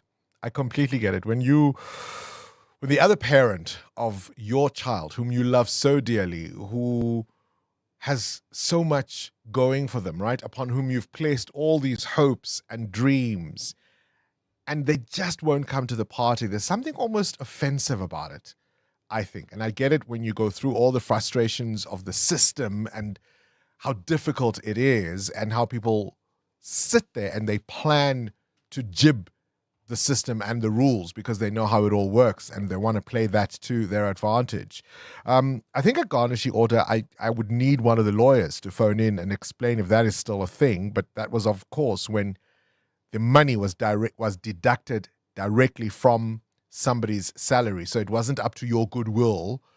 It wasn't after you've paid off everything else that you then decided you'll pay whatever you agreed to. It went from your salary without there being a discussion. And I think that something is still in play. EWN Sport. That's something that's still in play. What else is in play, Cindy Paluta, are the Bokke They're looking strong, hey? They are. So they're taking on Australia on the 16th of August at Ellis Park, and they're looking really, really good. They called up 3 junior bucks to train with the squad over the next 2 weeks. Batobele Glekani, Cheswell Yerster, and Hashim Pid. Coach Rassi Rasmus says it doesn't necessarily guarantee that they will play for the Bucks in future. The 3 of them know 100% well that there's no chance that apart from if they really knock down the door and blow us away at training sessions, they take part in every single part of the training sessions. The boardroom sessions or the classroom sessions and the physical sessions and the scrum sessions and the mauling session, Batu and so on. It's not like we put them out of certain things. It's not just for them to sit and listen and learn. It's for them to take part as well and also to make sure the older guys, know this is what's coming through. Gosh, I mean, he's so smart. The older guys are under pressure because he says that's what's in the pipeline. Mm-hmm. The younger guys, as you were saying off air, they're impressive enough to be part of this thing, and now they must show they deserve it. Yeah. And he still says, doesn't guarantee you a place as a future Bok, but let's just see what's out there. See. But what an experience. Imagine you're 19, 20 years old and you're training with the Springboks. But I mean, to say that Kanan Moody started playing for the Bucks at 19. So you never know where the next talent is going to come from, right? To say I trained with, Etzebeth. I trained with, oh man. Gosh. At the World Swimming Champs, South African Peter Kutzer won gold in the men's 100-meter backstroke in a new African record time of 51.85 seconds. No, it was awesome. I think the competition was very deep here, so there's 8 guys who could have won it, and University Games prepped me very well. The guys went fast there as well, so I'm over the moon. It was anyone's game. I knew that going into it, and to get away with the win was awesome. In football, Lucas Ribeiro stealing the show at the PSL Awards, named Player of the Season and Players Player of the Season. While Orlando Pirates' Relebogile Mofokeng won Young Player of the Season. Coach of the Season is Sundown's Miguel Cardozo. In cricket today, Zimbabwe hosting New Zealand in a first test starting at 10 a.m. New Zealand are without captain Tom Latham as a shoulder injury.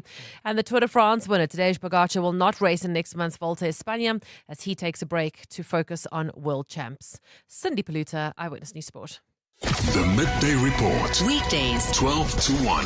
What will the next 6 months, next year look like for citrus growers in this country? In the short term, Mandy, we try to mitigate risk. South Africa is already the biggest exporter of citrus in the southern hemisphere. So if we move 7-8% of our volume into Europe or UK or maybe Middle East, that could potentially have a knock-on effect in all the cartons exported to that market. So it's not just the 6 or the 7%. It can actually be a lot worse for everybody in the country. Gerrit van der Merwe is the chairperson of the Citrus Growers Association. The Midday Report with Mandy Wiener. 12 to 1 on 702. 702. At the heart of global conversations shaping our future, Africa's voice is more important than ever.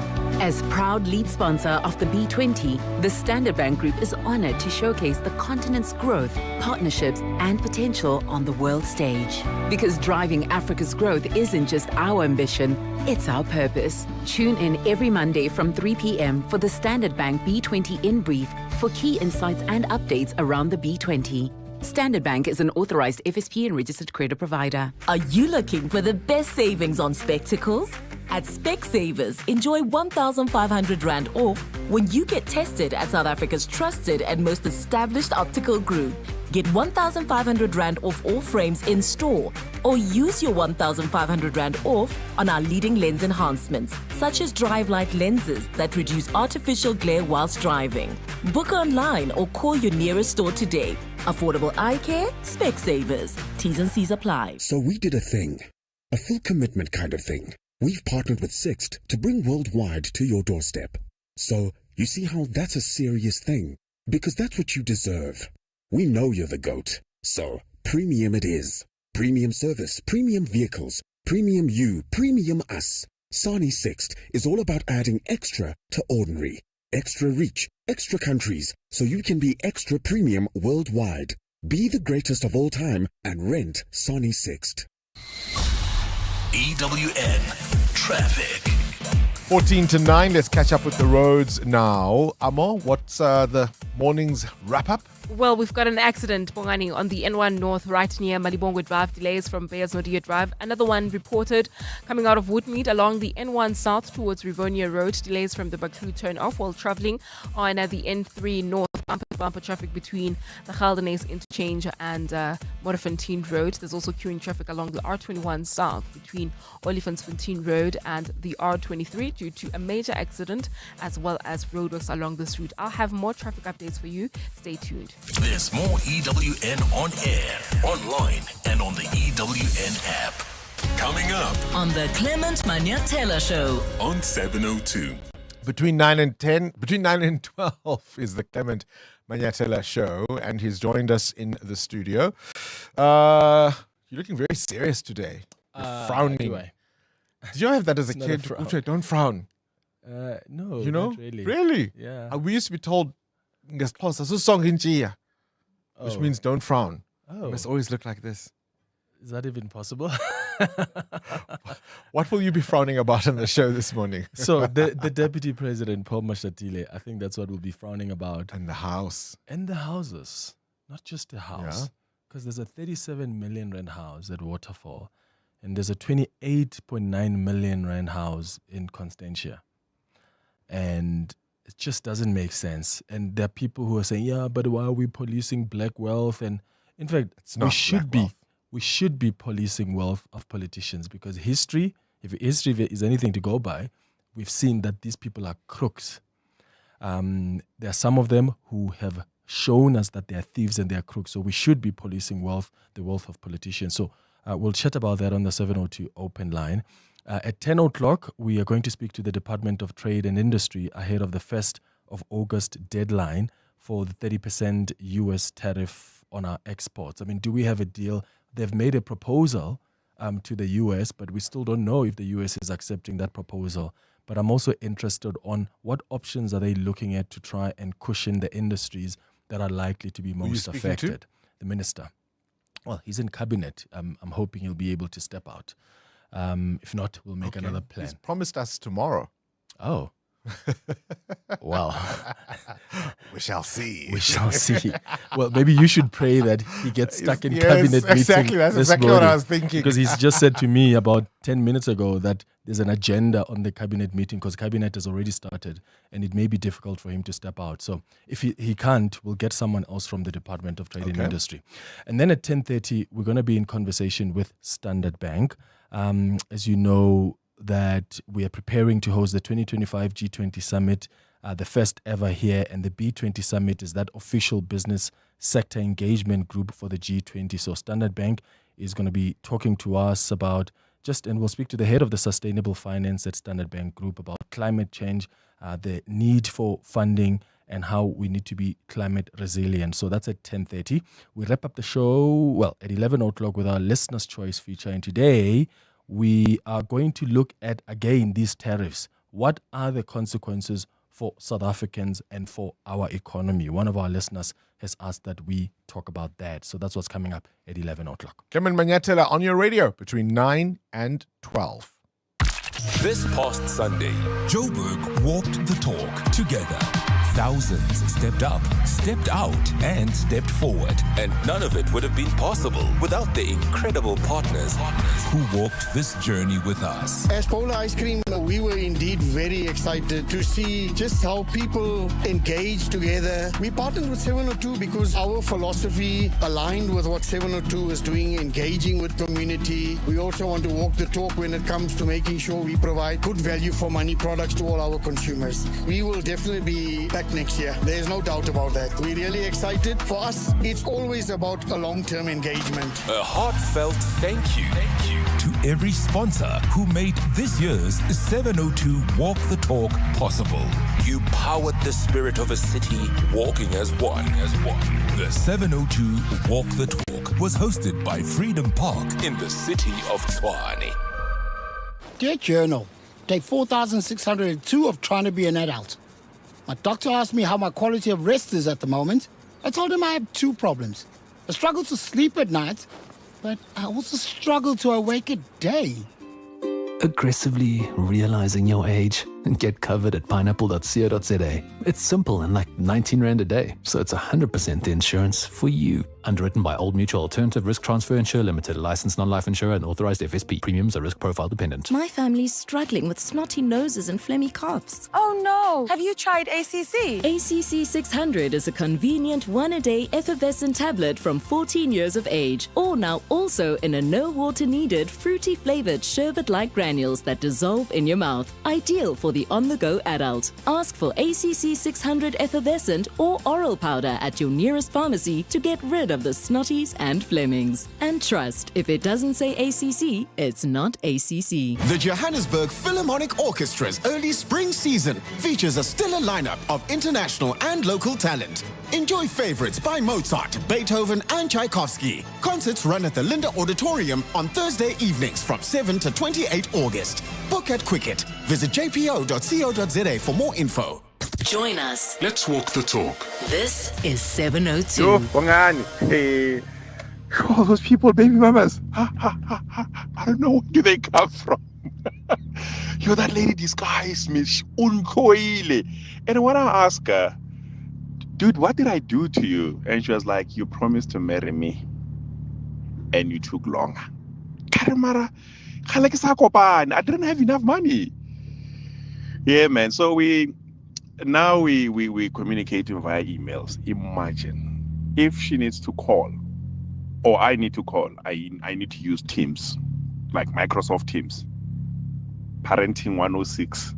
Yeah, Marshall in 4 ways. Bongani, I think that is all good and well with the maintenance, but and for the blacklisting, but before they can actually go ahead and do the blacklisting, I then think that a paternity test should then be mandatory to anything that would have to go through the paternity court and somebody trying to get maintenance of somebody. That's if there's genuine doubt, surely, that the child is yours. I mean, you would have, no matter how much things may have soured, you should have a reasonable idea that it's your child or not. We were talking earlier about child maintenance defaulters in Gauteng now facing the prospect of adverse listing on Credit Bureau. It's a blacklisting project. It's a new pilot project. We spoke to Annika Cravenstein from the Social Justice Foundation. And of course, one of the concerns is how something like this might be open to abuse by both parties. This is Breakfast with Bongani Bingwa on 702. Let's walk the talk.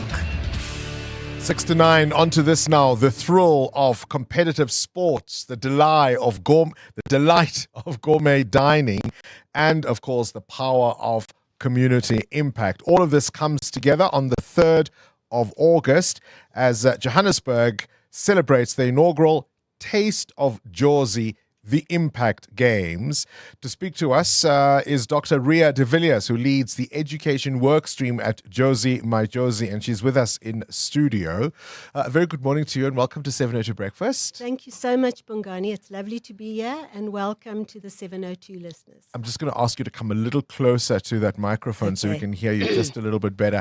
All right, tell me about Taste of Jozi, the Impact Games. Well, the word impact is related to the celebration Jozi My Jozi is doing for Mandela Month. And we've done a number of projects in Soweto, in the inner city, amongst others, for example, the refurbishing of the Pefeni High School computer labs. So it's to celebrate the impact and to showcase what we've been doing. But we're doing it in a playful way, quick, competitive little round robins of four-a-side soccer, basketball shootouts, African games. So yes, it's an opportunity for Jozi My Jozi to promote citizenship, community engagement, because we are a united people-powered movement who are aiming to reclaim the city. All right, so just help me understand, firstly, where will this take place and who would you like as participants? It's taking place on the corner of Anderson Street and Temopilisi Street at the Maharishi Clubhouse. They have outdoor games courts. And we would love corporates to really walk the talk by playing a game of football. We would like corporates and families actually who have high school children to come and join, to become involved in the playfulness of it, but also to contribute to creating work for young people who will be engaging early childhood development centers. All right, so essentially what you're then doing through the education work stream, you're trying to create these fundraising events to be able to do the kind of work you were describing in Pefeni, for example. Yes. This would be one of them. So you want corporates, you want families, perhaps schools or groups of people to come together. There'll be all sorts of games on offer. I understand Bernard Parker, the great Kaizer Chiefs player, will be on hand to give over some of the trophies. So that's a highlight. Yes. Right?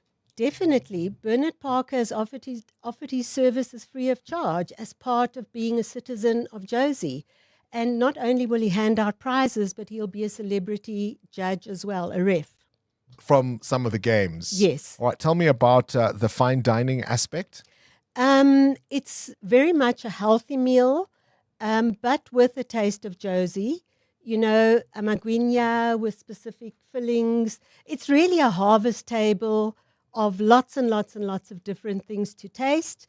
The focus is really on adults. I need to say I said families, but I'm talking about above 18 children, because there will be alcohol and we're not going to be inviting children this time round.